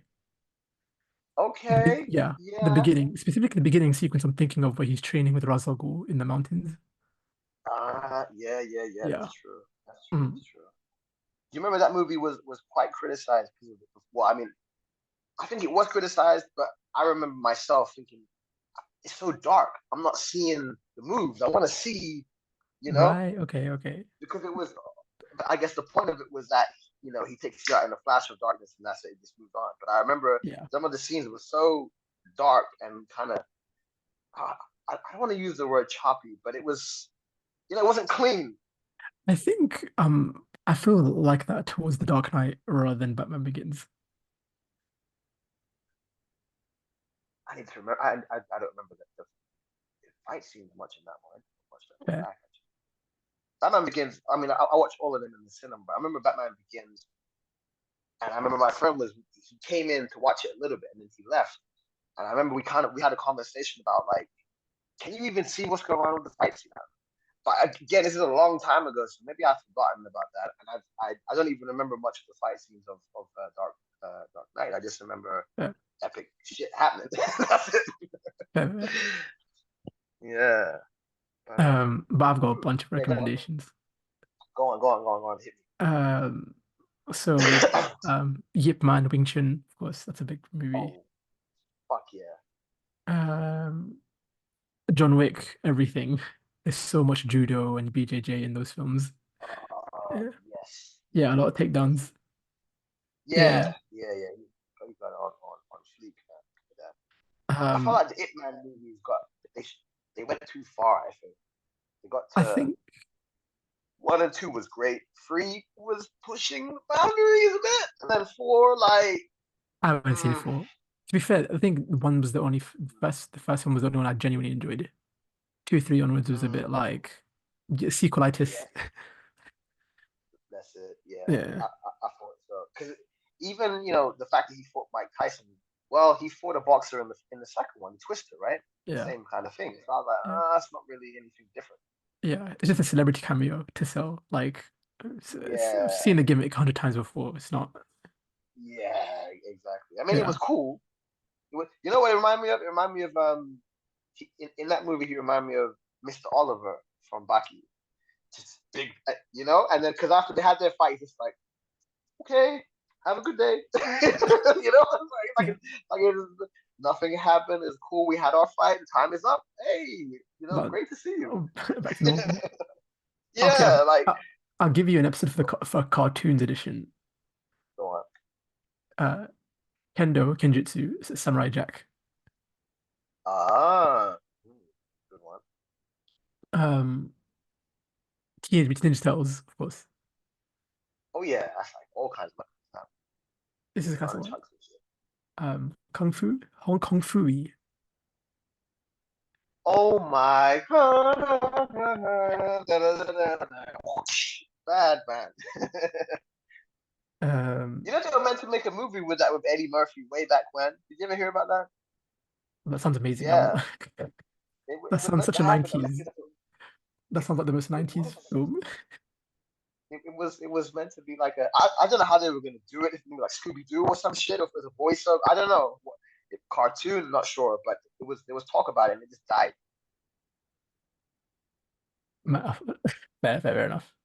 Teen Titans, Yeah. Robin specifically. There's a lot of like martial art based episodes with him where he Yes. goes to the Yes. Yes. mountains on his own and he trains with like this old monk. I'm sure you've seen it on TikTok and I've seen a Instagram. It's like, few. yeah, Uh, yeah, I've seen a few of them with that. Yeah. Yeah. No. yeah. Yeah. So I've got like See, his Kim. style is. Sorry, carry on. Oh no, okay, go. I was gonna mention it. I was saying like Oh, I was gonna clarify. Like Robin's style is what then? Staff, right? And then Bow staff, ninjutsu yeah. or Bow staff bow staff. ninjutsu, yeah. And I guess Okay, kung fu right. because he had to do like the different animals in the episode from what I remember. But then in The the birds. comics, right? Huh? Yeah, yeah, Karen. But in the comics, like wait, this Robin is which one now? This is who? Dick Grayson first. Okay, Yeah. okay. So obviously he ended up becoming fucking badass Nightwing eventually. Um, in the comics, like what's his kind of like his bread and butter? Is the bow staff or is it his hand or is it both? Or what's his thing? Because I don't read any in the comics. I don't know. The thing is with the comics is like he was Robin like in the 70s. He became Nightwing in the 90s, so like his combat style was very Oh, basic. So it was acrobatics because he was a trapeze artist. But right, from of like course. modern day cartoons, it's like Yeah, bow stuff yeah, yeah. or like the Okay. yeah. Okay. Okay. Yeah. So yeah, that's like a sneak peek for YouTube, future YouTube videos. Hey, that's dope, man. Yeah. I had one for you. Have you ever seen Flashpoint Flashpoint Paradox. with Donnie? Nah, Flashpoint with Donnie Yen. No, I haven't Great seen the movie. poster for it. Great fight scenes. Oh my God. Okay. Yeah. Oh, Donnie that Yen To me, incorporates MMA so well in that, right? So good. that's exactly cool. what I was getting at. Like, that's a movie where, like, I think that's the first movie I saw where someone who's known as a martial artist has the brilliance and the time and the diligence to go in and do MMA and then bring it into a bring it into a movie flawlessly. You know, like every moment he had a time to go and grab someone up and get him into armbar or fucking German suplex some motherfucker. Yeah, triangle, whatnot. I think you're right because he's one of those first like traditional wushu Bad. Hong Kong martial art That's it. actors and This whatnot man, who learned boom. jujitsu and wrestling and Yeah, new age martial arts and incorporated it back in his movies. He fucking bad, loved on the end. bad, so bad. That movie is bad. Some of the And the fact is, transitions that they do, and again, I know it's yeah, choreographed, but he choreographed it so well so between clean. MMA, wrestling, jiu-jitsu, and striking. So good.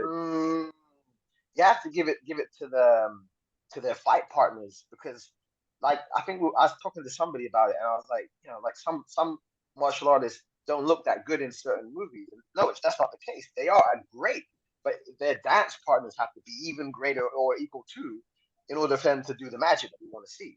Yeah. So, yeah, nah, good fucking movie, man. Flashpoint, bad boy, Cool. I'll add to the list as well. bad boy. Oh god. Especially the last fight as well. Oh shit. Why? Yeah. Strickland's coming. At Strickland's out. It's that time. It's that It's that time. See? time, man. Strickland, It's DT, that and time. DDP. DDP. DDP. Strickland has got such a fan base, and I think it's not. He's obviously very entertaining wrestler, but he does. We've spoken this before, man. He says some truth. You know what I mean? Like he says shit that he says shit that you might not agree with, but he says a lot of shit that other people won't say because they're scared of their careers and all that sort of stuff. He Backlash. says it straight. He does. He does. He And is the biggest star in MMA and UFC at the moment. Like, let's just be real. He it's is. definitely exciting. And we spoke about this last time. I actually find his story inspiring, considering where he came from, admitting that he was a guy with a lot of hate, he joined racist gangs, all that sort of shit, to where he is now. Like, I like that kind of success story. He is that guy. I mean, so you've got to give it to them. I mean, DDP representing South Africa. I mean, that's big as well. I mean, that's the first time, right? South Africa. Yeah. I don't want to get political right now or whatnot, but South Africa doing it for the world, taking Israel to court or whatnot. So I have to give it to them. They're sticking it to them. They just have to throw that in there. But DDP represented. So for that. So gotta give Oh, him credit for that. I should have worn my keffiyeh, man. Yeah. I So had to get one of those too. You know, I feel like Sean Strickland is what happened with Edward Norton after American American History X, right? He's the next level of what happens when you get out of that situation and you kind of focus your energy into something good and positive. That's what he is. 100%. He even said something like that. I can't remember what it was. It was Rogan's podcast. He was saying that the white people that he was with, the racist ones, were not. Put it this way, the people he was hating were looking after him more than the people who he was with and thought that were his brothers. Like literally that. I mean, American History X. Remember that shit? That yeah. same shit in prison when you go in Great prison. fucking, And, great freaking movie. Great movie. That's it. That's it. I guess it's also the fact that he shares this information with us as well, like that he's gone through these things, and you're like, oh shit, like you were that person, damn, like because many of us have all these crazy stories, no one ever knows about it. Use your platform. There's so much to it. I think it becomes so relatable. Not that story specifically, but there's so much relatability to him as a human being. And then even people joke around saying he's like a real life GTA character. That's relatable. Yusuf is saying he'd be amazing at WWE. That's relatable. Like he is an all round relatable type of dude. And if you looked at him on the street, you'd be like, oh, you just one of those racist skinhead type of dudes. And like, yeah, well, I used to be, but not anymore. Now I'm like, you know, empowering people and whatnot. I feel like he inspires a lot. I really do. There's a lot of people he can inspire. That's what I believe. He's got the. Oh, go ahead, Yusuf. Sorry. I was gonna say Duplessis just looks like a flipping superhero, man. Yeah, Karen. I was just gonna say that he has that everyman kind of thing about him, Strickland. You know. Yeah. Just like almost Bruce Willis. You know, like when you think of like the Hollywood actors, you know, you got like Arnold Schwarzenegger, you got Sylvester Stallone, you got Jackie, you got Jet, and then you got Bruce Willis. Just the average from Die Hard. He's got like the New York accent. Average dude. Yeah. Average dude just trying to make a living. And oh shit, no, Nakatomi Plaza happened. Oh shit. Yeah. It's gonna be a great fight, guys. It's gonna be a great fight. I'm excited for this one. I'm excited. If it goes the distance, it's going to Strickland. That's what I think. If it gets finished in the first round or two, BDP. But here we go. I don't know. I don't know where you guys are, but mine is just about to start. Same. I'm trying to find the fucking stream at They touch gloves. Oh damn. Alright, mine started. So 59, 7, 56, 55.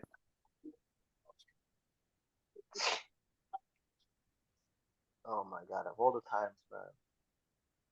That's the worst. All right, so Strickland doing his usual, just kind of pacing forward.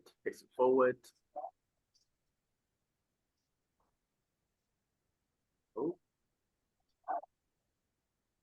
The thing about DDP is that when he puts things together, he picks his shots. You know, he looks like he's like a brawler and messy fighter, but he's very clean with his striking. You ever notice that? Ooh, the fans are backing Strickland. Yeah. Very, very clean with his striking, I must say. With DDP, yeah? Yeah, he's very clean. Like I remember when he took out Whitaker, which was a shock. And you know he hurt him, and then he picked his shots nicely. Like he's clean in those moments.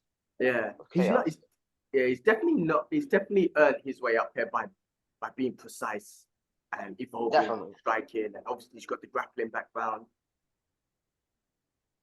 Yeah, and he's built like a fucking tank too. So, he's definitely big for the division. Like, stocky as hell. He's an all-rounder, I would say. You know, he's got that endurance and whatnot. It's quite top-heavy looking too. Yeah. What's middleweight in kg? It's not 85 kg. No. Oh, okay. No, I think I'm wrong actually. I think it's around it. I think it's around that. One second.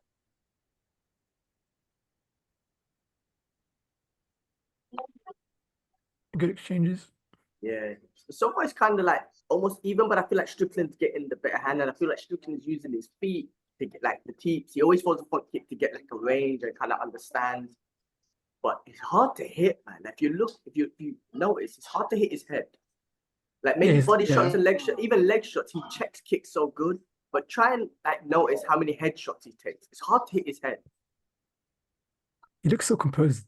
Yeah, he's in his element. The guy spars. Oh, that was a head kick that almost connected. The guy spars all the time. I feel like he's just this is him. Yeah, Strickland, he's a tank in his own right. He's got incredible defense. Like you always say, his fundamentals are not to be laughed at, and he just works. He just works hard.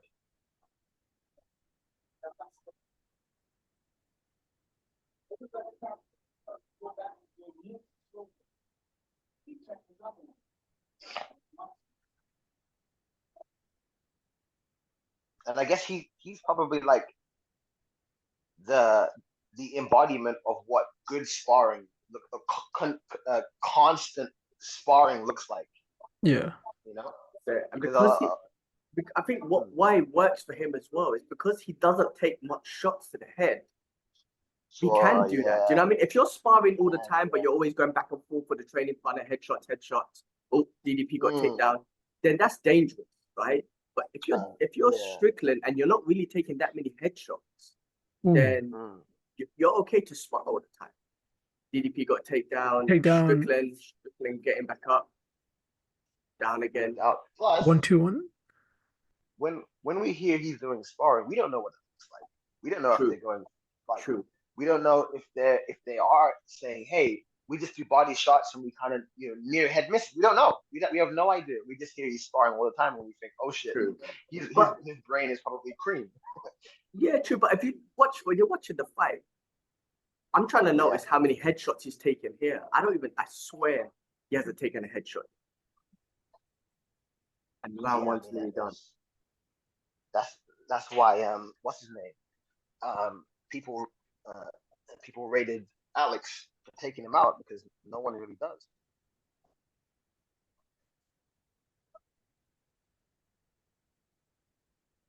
DDP's throwing some good question mark kicks, though. I'll tell you that. They've landed a little bit. I would have to say, like, it's just the end of the kick.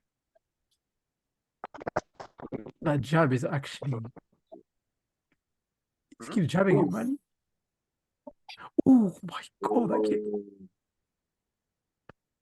One done. Good fight. Good fight so far. It's kind of exciting, man. 10 seconds ahead. Mosquitoes, man. Hey, Wes, you got a link? Kind of. I had one, but it had no sound. And then I'm trying to get another one out.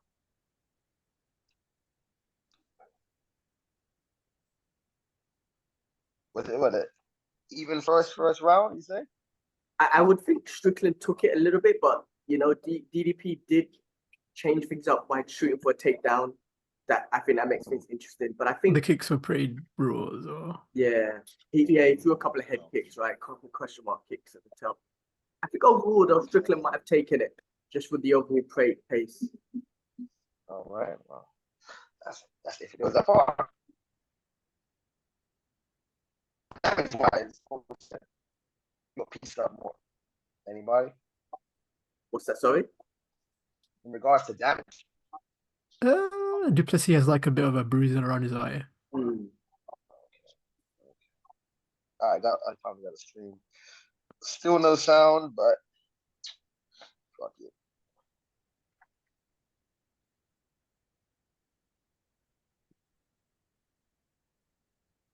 Oh man, that was a crazy takedown attempt from like in the middle of the octagon. Wow. Oh shit. It's like the power double.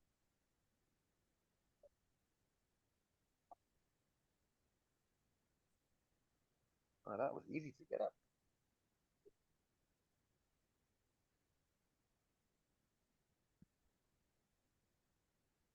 round two. Like I honestly think the longer the fight goes, the more it goes to Strickland, and the more chance Strickland has to finish it when he puts on that pace. Well, we have yet to see how far DDP can go, right? Because he always said he had the issue with his nose and he 30% breathing, whatever. So I guess we'll see if he can stay toe to toe with him if it goes to the later rounds.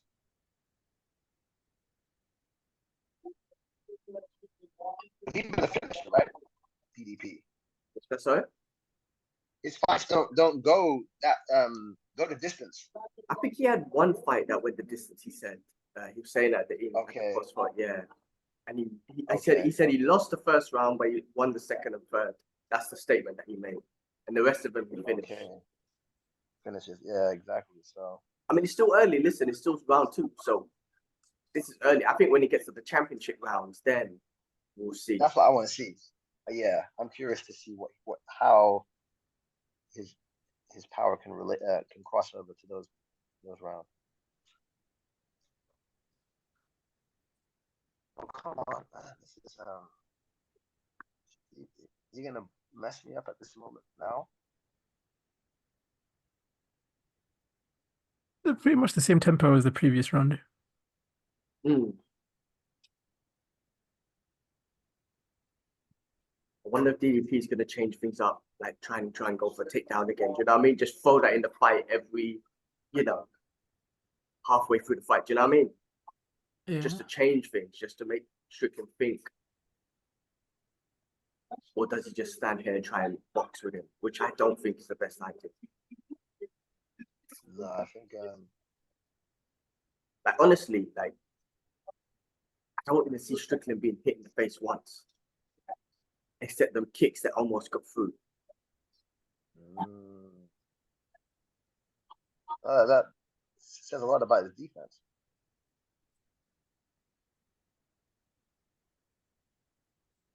And I guess that, like what we're saying, that's the readiness that you get, that sharpness you get from sparring all day, every day.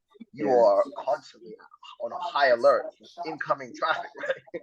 That's it, like that vision. I don't know what the right word for it is, but the response rate and whatnot. Like I just saw the stats. They said that Strickland got 9 total shots to the head so far. I didn't even see it. Might be, I don't know. But yeah, he's there's an exercise you do where you look at the lights and you try and press it. I feel like Strickland's got an amazing sense to that. I want to try that. I've never done that before.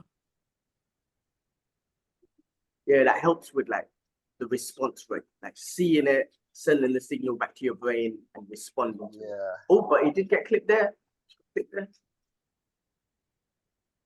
Yeah, I think that's motor skills training or something like that. There you go. DDP changed it up again. I think that's smart. I think that's what's going to win him. Hey, Strickland's cut. DDP's been connected, actually. I talk all that talk. Yeah, he doesn't look phased. In that last bit, he just got connected. He got taken down. I think that's super smart by DDP. Take down.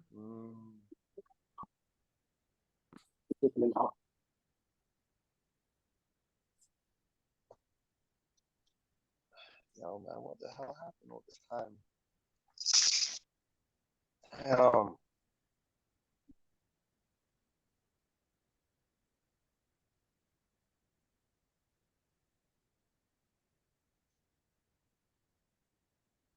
But DDP's left eye looks like it's closing up, right?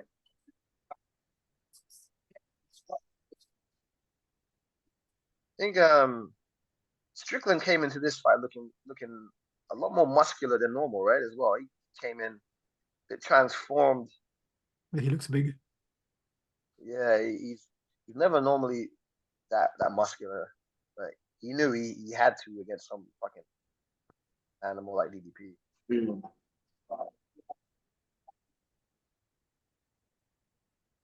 I think one of the interviewers asked DDP about it. He's like, "Hey, what do you think about Strickland coming in muscular?" And he's like, "We're not here to compare bodies, fool. We're here to fight." Like, yeah, facts, man.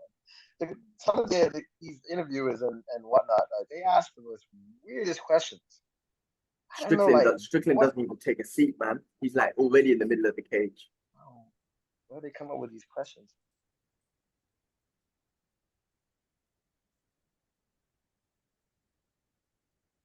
That left eye is very.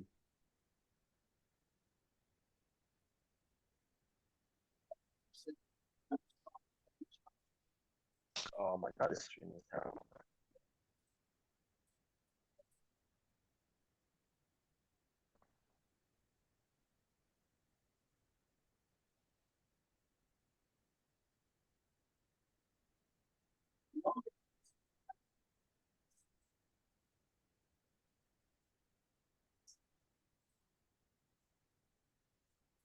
Ooh, ooh.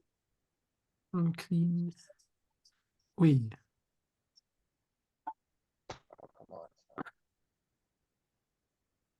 Oh, jeez.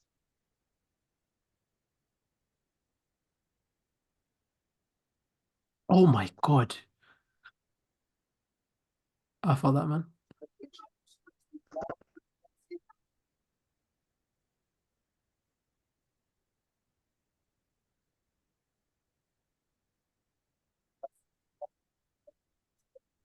Okay.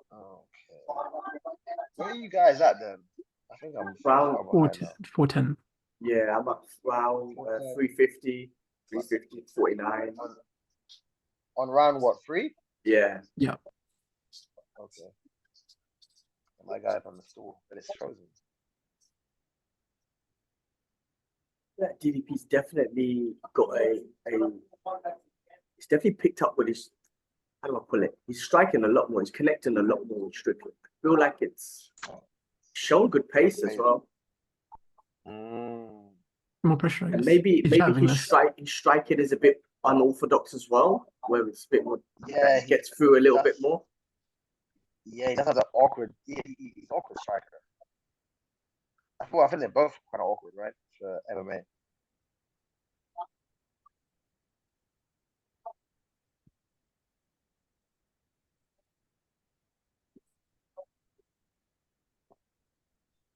In round 3, DDP's pace is still good. In fact, his pace is better than Strickland right now. Strickland doesn't have another level. Like, you know what I'm saying? Like he always at that same level all the time. I'm surprised Strickland hasn't started talking yet. Yes, that he does that. Maybe he's nervous. But he went through a whole lot of emotional fucking roller coaster with this man, you know.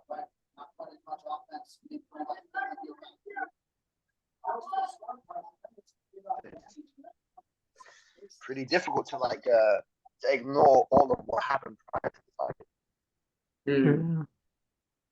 Yeah. Like all the animosity build. I mean, I guess they're both like, you know, Strickland's not coming out aggressive and angry or whatnot, you know what I mean? Based on what happened, he's still him, composed. Oh, I think they both squashed it anyway. There was an Instagram chat they were talking about. They started talking to each other, yeah. DM, and said they squashed it. Oh, Yeah, yeah. They met each other before. they did. That's healthy. That's healthy.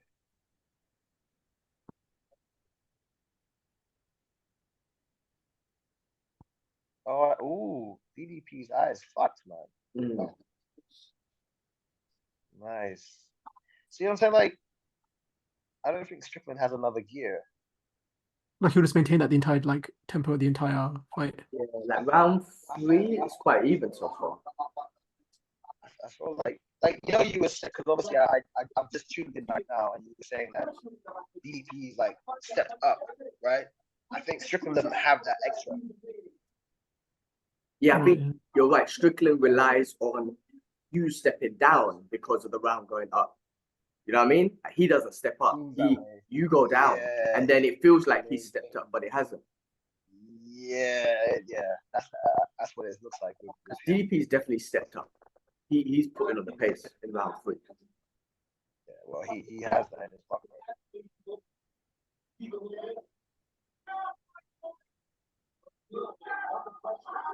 very explosive looking athlete. He's putting on the pressure on He's putting on the pressure on Strickland. This is interesting.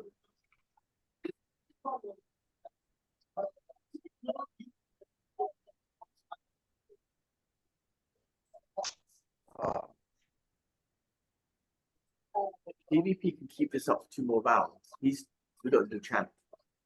For sure. Unless, because his cardio is looking good. Yeah. Well, I think it's expected, no?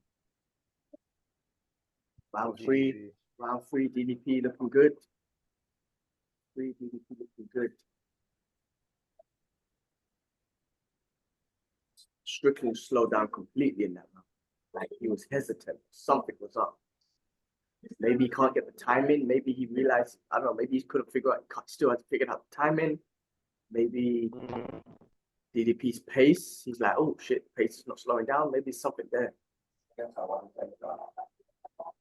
DDP's doing well for round 3. Doing very well. Okay.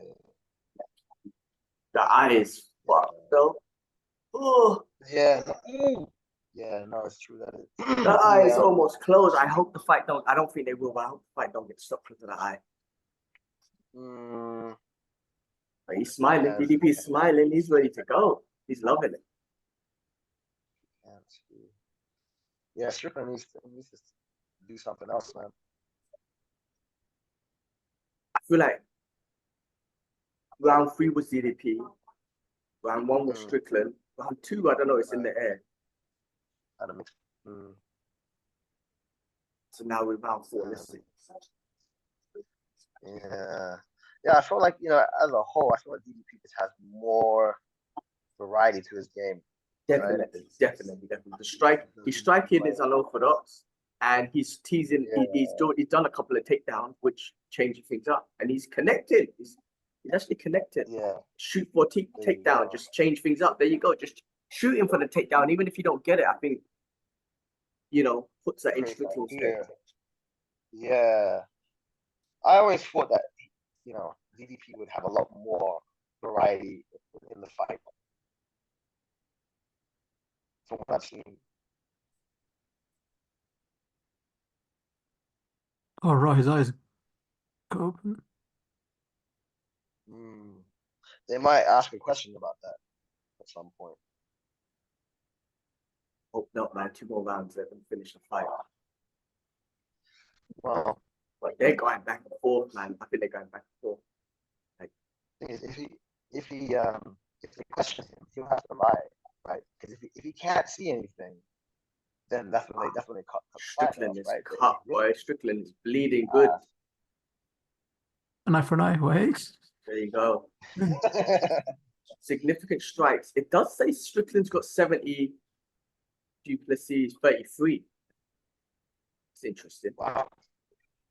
Wait, 70? Yeah. It's the 1-2s, man. It probably is those clean jabs on 1-2s.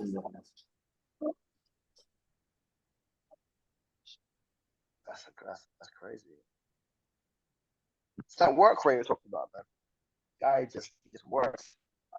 They all take down. Interested.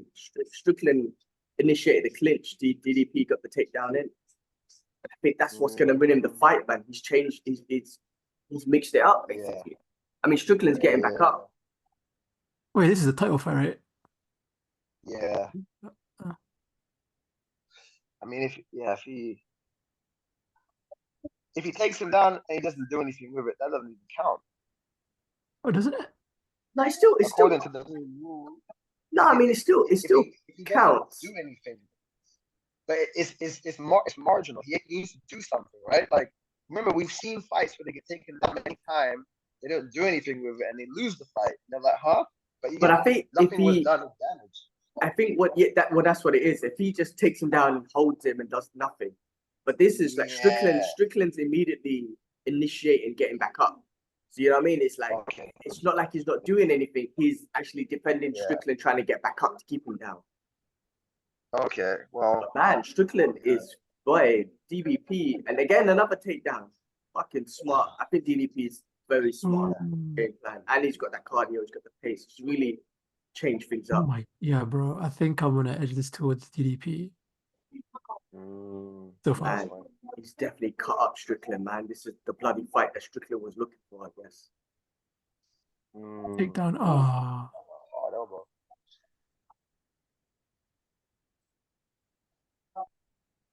Yeah, look at that. Significant Oh yeah, he's strikes. busted. It's going up. Yeah. Man, He's suplex. busted. Busted.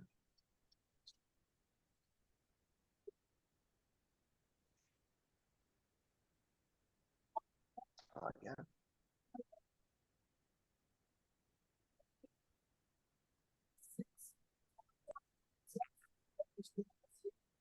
suplex, German suplex.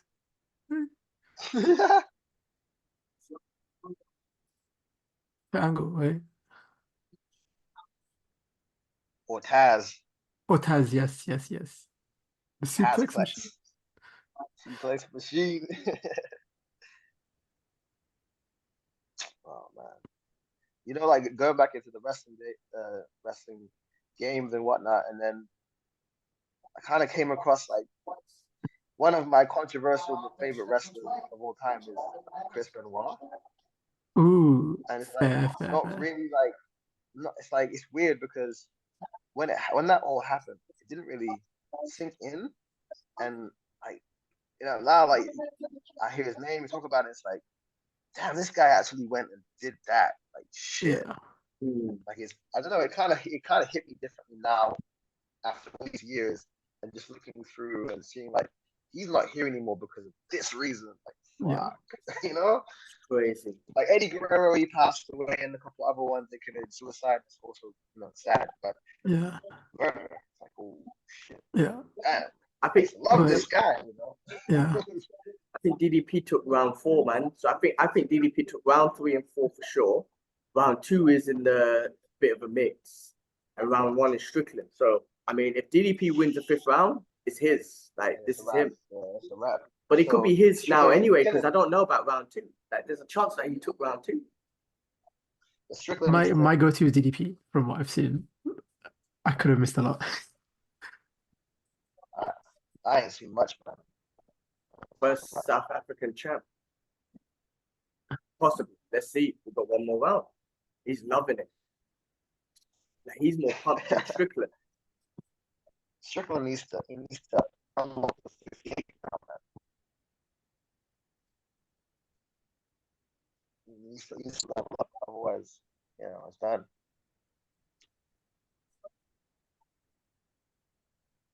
He's loving it, man. Yeah, that's true. I think that might be the problem with Strickland because he doesn't go for takedowns and whatnot.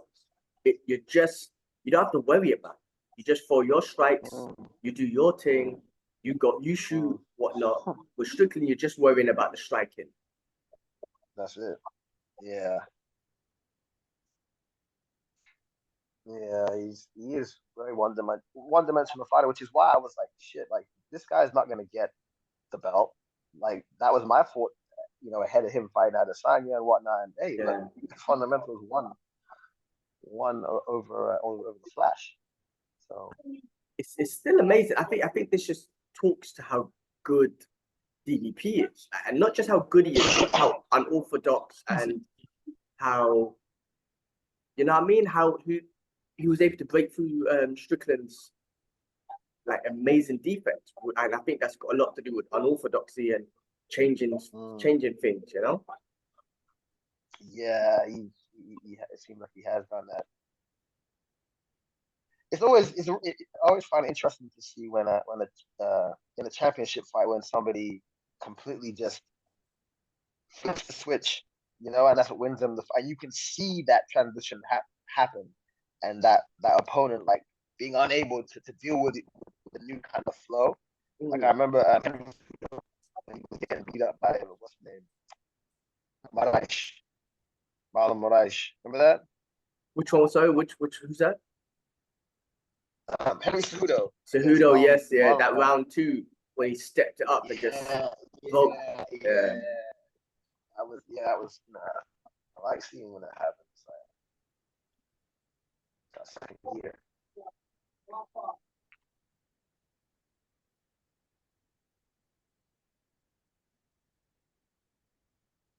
3 minutes went cool. 2.5 minutes left, man. Really? 3.5 minutes?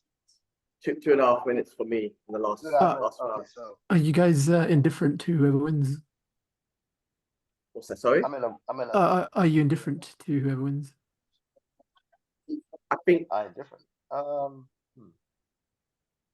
I'm thinking DDP's Go taking ahead. this, man.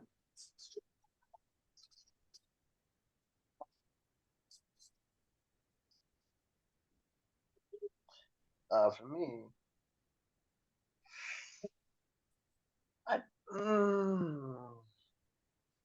yeah, I would say I am indifferent to who wins, to be honest. Like yeah, Like you I'm have not the like biggest no fan. emotional attachment. Like no, never. Like DDP, Yeah. I don't believe him as a champion. It doesn't really do anything to get. You know, Strickland, he's interesting. You know, he's interesting. But you know, for me, like Adesanya was the more relatable champion because he was Yeah. all the things that we enjoy and we like, and you know, that's kind of what it was for me. And then obviously he's now gone, so it's like these two people. So my biggest now. ever attachment was Anderson Silva, the first one. I was bloody, that one killed me.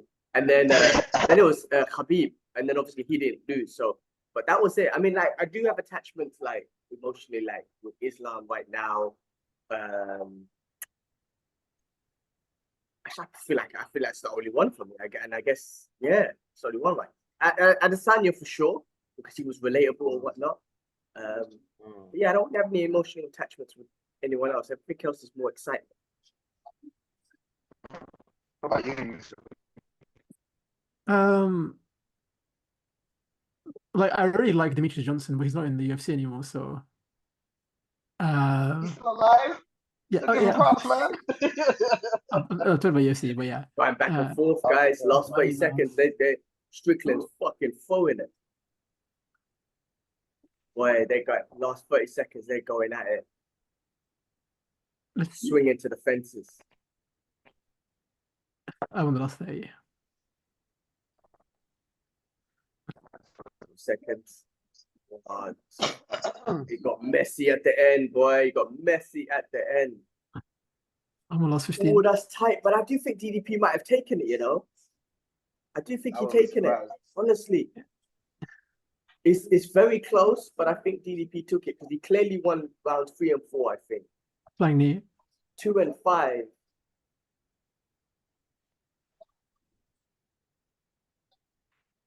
Ooh. Wow. Oh, man, I didn't charge it the whole time.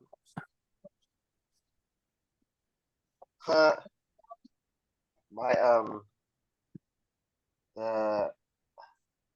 concierge from my old apartment, he just messaged me saying Duplessis.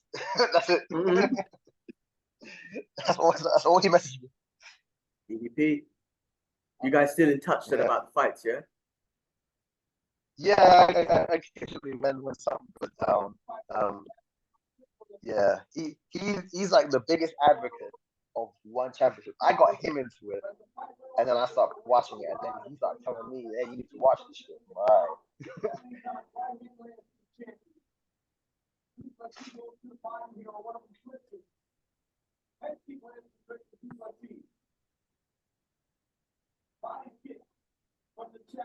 All right. She took it.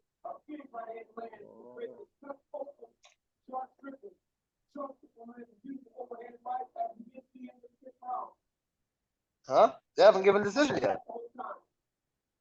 They shouldn't have it right now. No, they're just doing they're just counting it up now and they're doing the replays and whatnot. Oh, I see. I'm avoiding Twitter right now. Oh man, I actually don't. I don't fancy him as champion, man. I don't. Who DDP? Yeah, I don't. There's no like aura. They're like, yeah. I think he's an incredible like fighter and all that, but doesn't give me anything. Like his character, that doesn't. Yeah, but I think he's an incredible fighter for sure. You know. I mean, Yeah, maybe like he can be like the forefront of maybe UFC Africa. Yeah. possibly.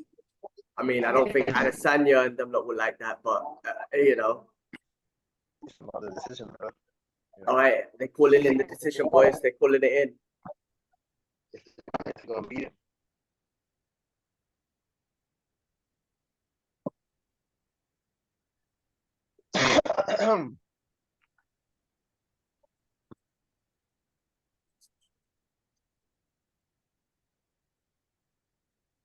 All right, here we go, boys. Big new champion. Big new champion. Split decision. New. There you go. DDP did it, man. New champion.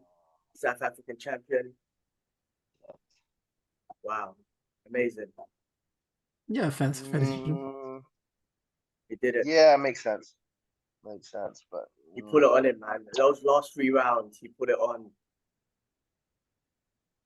For the camera. Yeah. Let's go. He didn't even get the belt put around him. Yeah, he's just so emotional, hugging on his team. He hasn't even got a chance to put the belt around him. Or Dana hasn't put a chance to put the belt around him.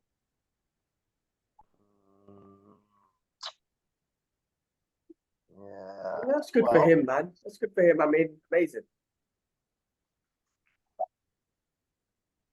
This is his first time winning. First time as a champion yeah. in the UFC, yeah. But outside, he's been the champion in another organization. Emotional with his mom and dad. Like he's no slouch. Like he literally got champion pedigree fighter that's come to the UFC. Yeah. Hey, he could. You know what? I would love to see him and Adesanya go at it, man. Let me see what he's got to say. Sorry. UFC Africa, Adesanya versus DDP. Yeah, that's something. That's my pitch. I think it would make sense. And Garni comes back for a super fight. Ooh, what against who? Jones? Ooh, yeah, maybe. Ooh. Oh, I'm selling this, man. This is what a pitch. Ooh, that would be interesting. And then bring back Usman. Yes, Usman as well. Yeah. Usman has to come back. So you got the three African kings. Yeah. Well, I guess whichever way you lay on it, maybe you have the 4 African kings if you want to count DDP as African, however you want to do it. But yeah, that could be really good to do that.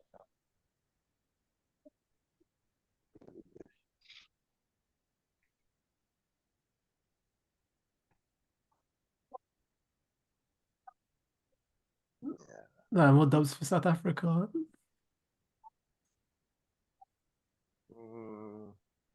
This win streak. And this is Silver still holds longest win streak at middleweight. That's how you know. 13. 13. Even Adesanya couldn't break that.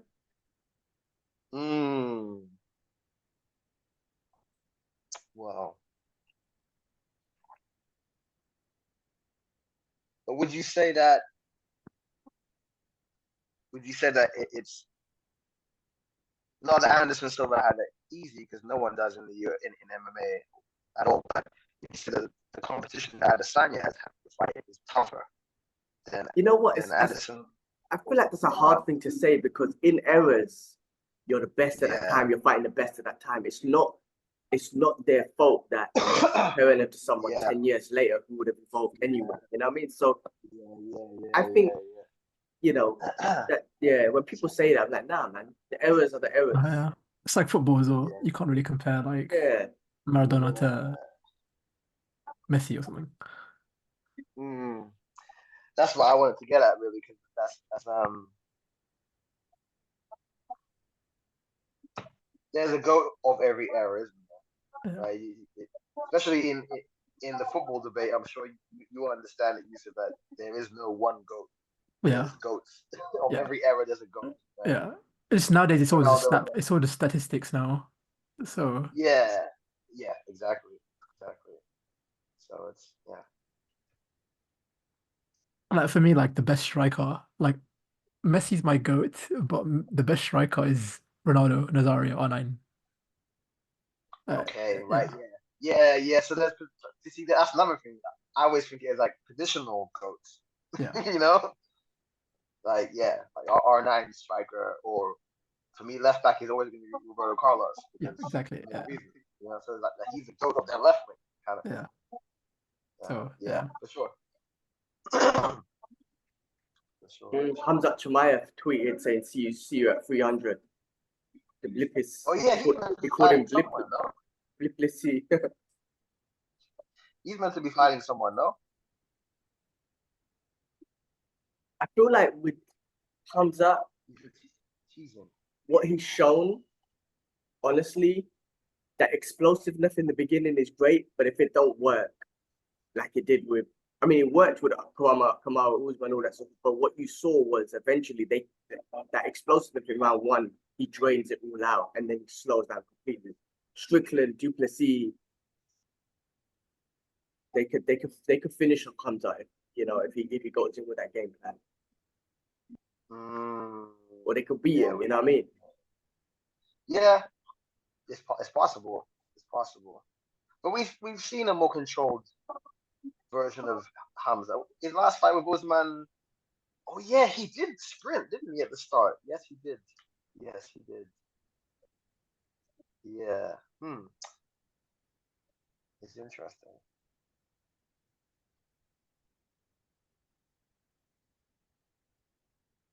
And Well, he's definitely shown that he's beatable, right?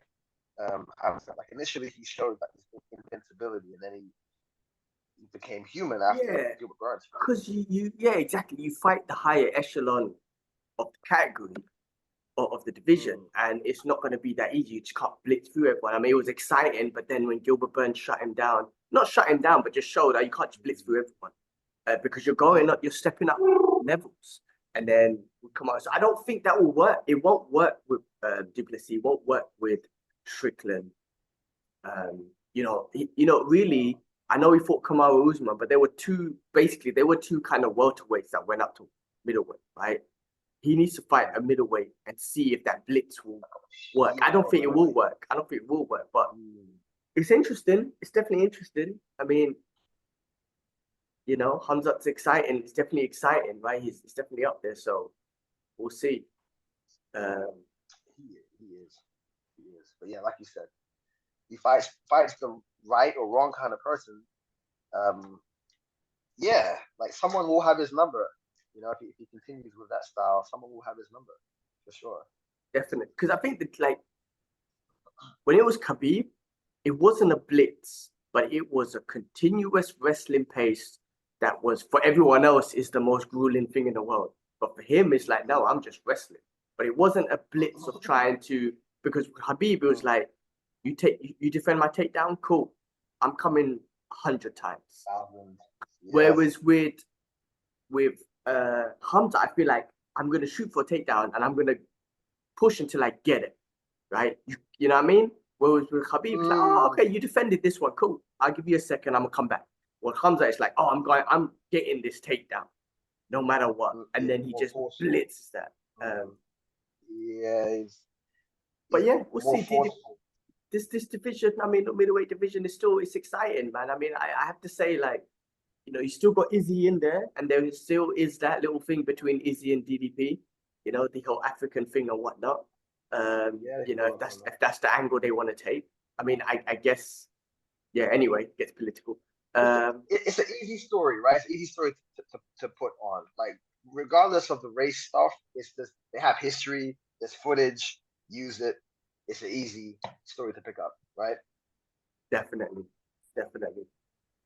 We'll see what happens, man. I mean, new middleweight champion. That belt it's crazy. It's crazy when these belts just keep changing hands, man. I mean, I just remember the Anderson Silva era where it was just him, and then it just changes and changes and changes. And I thought Adesanya would have been that guy to just keep it for the longest time, but obviously, that didn't happen as well. Like, I don't know, it's crazy. What else we got? So next week, Saturday the 3rd of Feb, you got Deloitte versus Imavov. February 10th, you got Hammerson versus Piper. And then 298 Okanasa Tapera on February 17th. So that's the next watch along we'll do, guys. Yeah, we'll do 298. We'll do the watch along there. Yeah. Tuporia and Volk, Volkanovski. yeah? Yeah, February 17th. Oh, What are you thinking about that one? Like early talk about that. What do you think? I feel like Volkanovski, man. I right now I can't bet against him. I think he's still, yeah. Really, seriously, I think he's on top of the game at that division. Forget the Islam fight. Forget the second Islam fight. Forget that. No excuses for anyone. Islam being fair square. Done. Right. I'm not gonna use that as a thing to be like, oh, maybe no. Forget that. I think Volk is still up there, top of his game. I do think he should have taken more time off, but you know, that's it. Neither here nor there kind of thing. Yusuf, what you saying? What you've I'm back in seen? Volk. Back in Volk. I so likable, man. Huh? He's super likable, so I'll go with Volk. Volk is Yeah. Volk is highly relatable. Ilya Topuria hasn't set the stage just yet. He's still up and coming in regards to who he is and how he's received. But he's one hell of a contender. Absolutely deserves to be there. Yeah, definitely. And Volk, Volk is very likable. He's like the average dude. He's just chilled. He's like, every man as well. Yeah, he's an everyman as well. And he's very humble. Yeah. Speaks nice. He don't really talk shit about people. He's respectful. He's the type of champion that I like. You know, just a humble guy, works hard, and obviously a great freaking fighter. Yeah. I think he has that. He's kind of like Robert Whittaker, but I think like because Robert Whittaker, incredible fighter and everything, but he was very cookie cutter in a sense, and Volk was the same. But when he did that thing with Islam, that changed a lot for I think a lot of people. It really did open up the popularity of Volk a lot more. No doubt that first fight, I mean, it just showed what level Volk was on. It changed a lot of perception. Obviously beating Max as well 3 times in a row. That was okay. I am the guy. Okay, cool. We respect that. We accept that. But the Islam thing, I think that changed the narrative for him. It made him way more interesting. It was like the perfect underdog like story for him in that fight. Yes. Oh, definitely. Yes. And Islam wasn't just the champion at one fight. He was that dominant guy, like a Khabib's protege type thing. Dominant.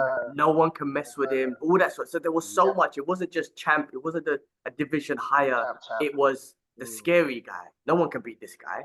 And and Volk showed that he lost the fight, but he gave him the best fight ever.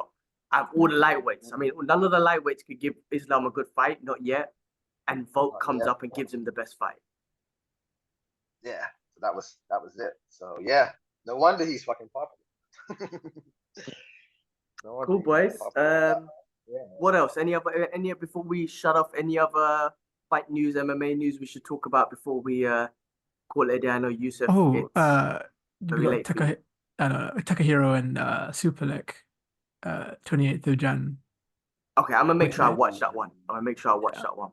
Big one. So yeah. Interesting. Yeah, no, I was thinking. I think I should start watching some of that one championship fights and fucking be the voice for that. Yeah, well. You can. I'm here. Yeah, no, exactly. You're like in the heart of Muay Thai. I'm gonna because when I was in Asia, I watched it at ONE FC. I was all over it.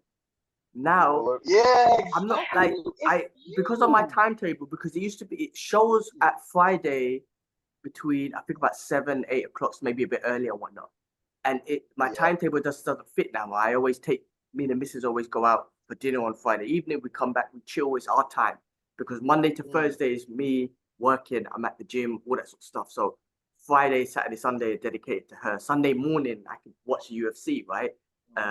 But in the evenings, like we're gonna go. It's my time with her. So I guess the timing. But when I was in Asia, I was all over ONE FC. Yeah. You know what? I I need like a big event to happen again because the small events I watched, but I'm not drawn as much. So I think maybe the Super Leg one might do it for me, and I might get back into it. But I haven't been seeing, there's no stats. Fairfax is fighting Watang's injured. Super Lex, obviously, I need to get used to him. And there's a bunch of other fighters that I'm fighting against. So it's like, I'm kind of waiting for the big ones to happen. Some The of the Super grappling Leg matches are very interesting. Yeah, the Super Leg one's on the, when did you say, the 27th, right? I think 28th. All right, hold on, guys. Let's do this. Maybe we could do a Like a mini episode. yeah, maybe we should do a watch along. Let's see. Hold on. If we plan it, bloody hell, one. I might start watching them and chat about it. Let me get the card up. It's free. It's easy. Yeah, they make it easy to watch. They make it easy to Oh, watch. Tokyo Arena. I would love to go Tokyo, man. Oh, Japan is the best, bro. Japan is the best. Where do you see the events? Upcoming events. Sorry, oh, sick. We have the champion grappler man, Cade. I forgot his name, man. The guy with the afro. He's really good. He's really fun to watch. Oh, the brothers, Yes. Motolo brothers. Is it one of them? Yes. He's on that card as well. Okay, wait. So you got Super Leg. Oh, I freaking what's his name, man? Save Nage Cop versus Why have I gone blank? Man? Freaking legend, man. Why have I gone blank on his name? Hold on, let me just pull it up. Hold on, my brain's gone thing. Shinya Aoki, man, freaking legend, and I forgot his name. So you got Super Leg. You got the Rotolo versus Tommy. You got Shinya Aoki. You got Sexyama's on the card. Oh yes, he's coming back. Yes. Gary Tonan's on the card. All right. This will be fun, I think. The 27th, like next weekend, yeah? 7 days from now. 28. Eastern January. time. Oh, I think it says it's 3 a.m. for me, man. I don't think I can do that. 3 a.m. American time. American time. Oh, EST. Okay, so what would that be for? 5 p.m. Tokyo. 5 p.m. Tokyo. That would be like, I'm sure that's kind of difference in Thailand. So like say 4 p.m. 5 p.m. That's 12 p.m. for me. 5 p.m. Thailand, Japan time is 12 p.m. for me. What day is the 28th? A Friday? I'm trying to use time zones are so annoying. 28th is bloody. I'm trying to use my phone to do things. 28th We're talking February, right? Oh, it's a Saturday. No, is that February? No, January, right? Yeah. January 28th is a Saturday. No, Sunday. Her? It's next Sunday. It's next Sunday, right? Yes. 12 p.m. So maybe we could try and. So 12 p.m. for me, I mean, it'll be 8 a.m. for you. Yeah. And then K West will be 3 p.m. 2 hours for you. ahead of me. Yeah, because they're 2 hours ahead. Oh, perfect. Japan, right? No, yeah, so, Japan's 2 hours ahead for me. For you, okay. Yeah. Sick. So we can try and maybe next Sunday. I don't think I've got any plans. Let's confirm during the week. But maybe we can try and watch and do a what you call it? Watch along. One FC 165 Super Leg versus Tikaru. Watch along. All right, let's communicate. Let's keep communicating, guys, and let's see if we can make this happen. I feel if anyone will flop, it might be me. So I'm giving you advance warning that I might be a flop, but I'll let you guys know in advance. I will try to plan whatever I need to plan with the missus outside of Sunday, so I could just spend Sunday sitting there, because the UFC is going to be on in the morning, and then that. So I guess this will be my facility the whole time. All right, boys. Negotiation skills needed. Cool, boys. Well, look, on that note, if there's nothing else, let's leave it there, guys. It was a pleasure doing this. We've got a new UFC middleweight champion. I really enjoy these fight-alongs, guys, man. I mean, it's not just we're watching the fights, but we're geeking out, freaking about everything. This is awesome. So let's try and do next week's one championship. And yeah, boys, everyone else, thanks for watching, liking, subscribing, all that good shit. Check out K West, Instagram, follow your Instagram handle out there, man. What is it? Asai_nomadic therapist. All right, check that out. Instagram. Yusuf, you got 2 channels.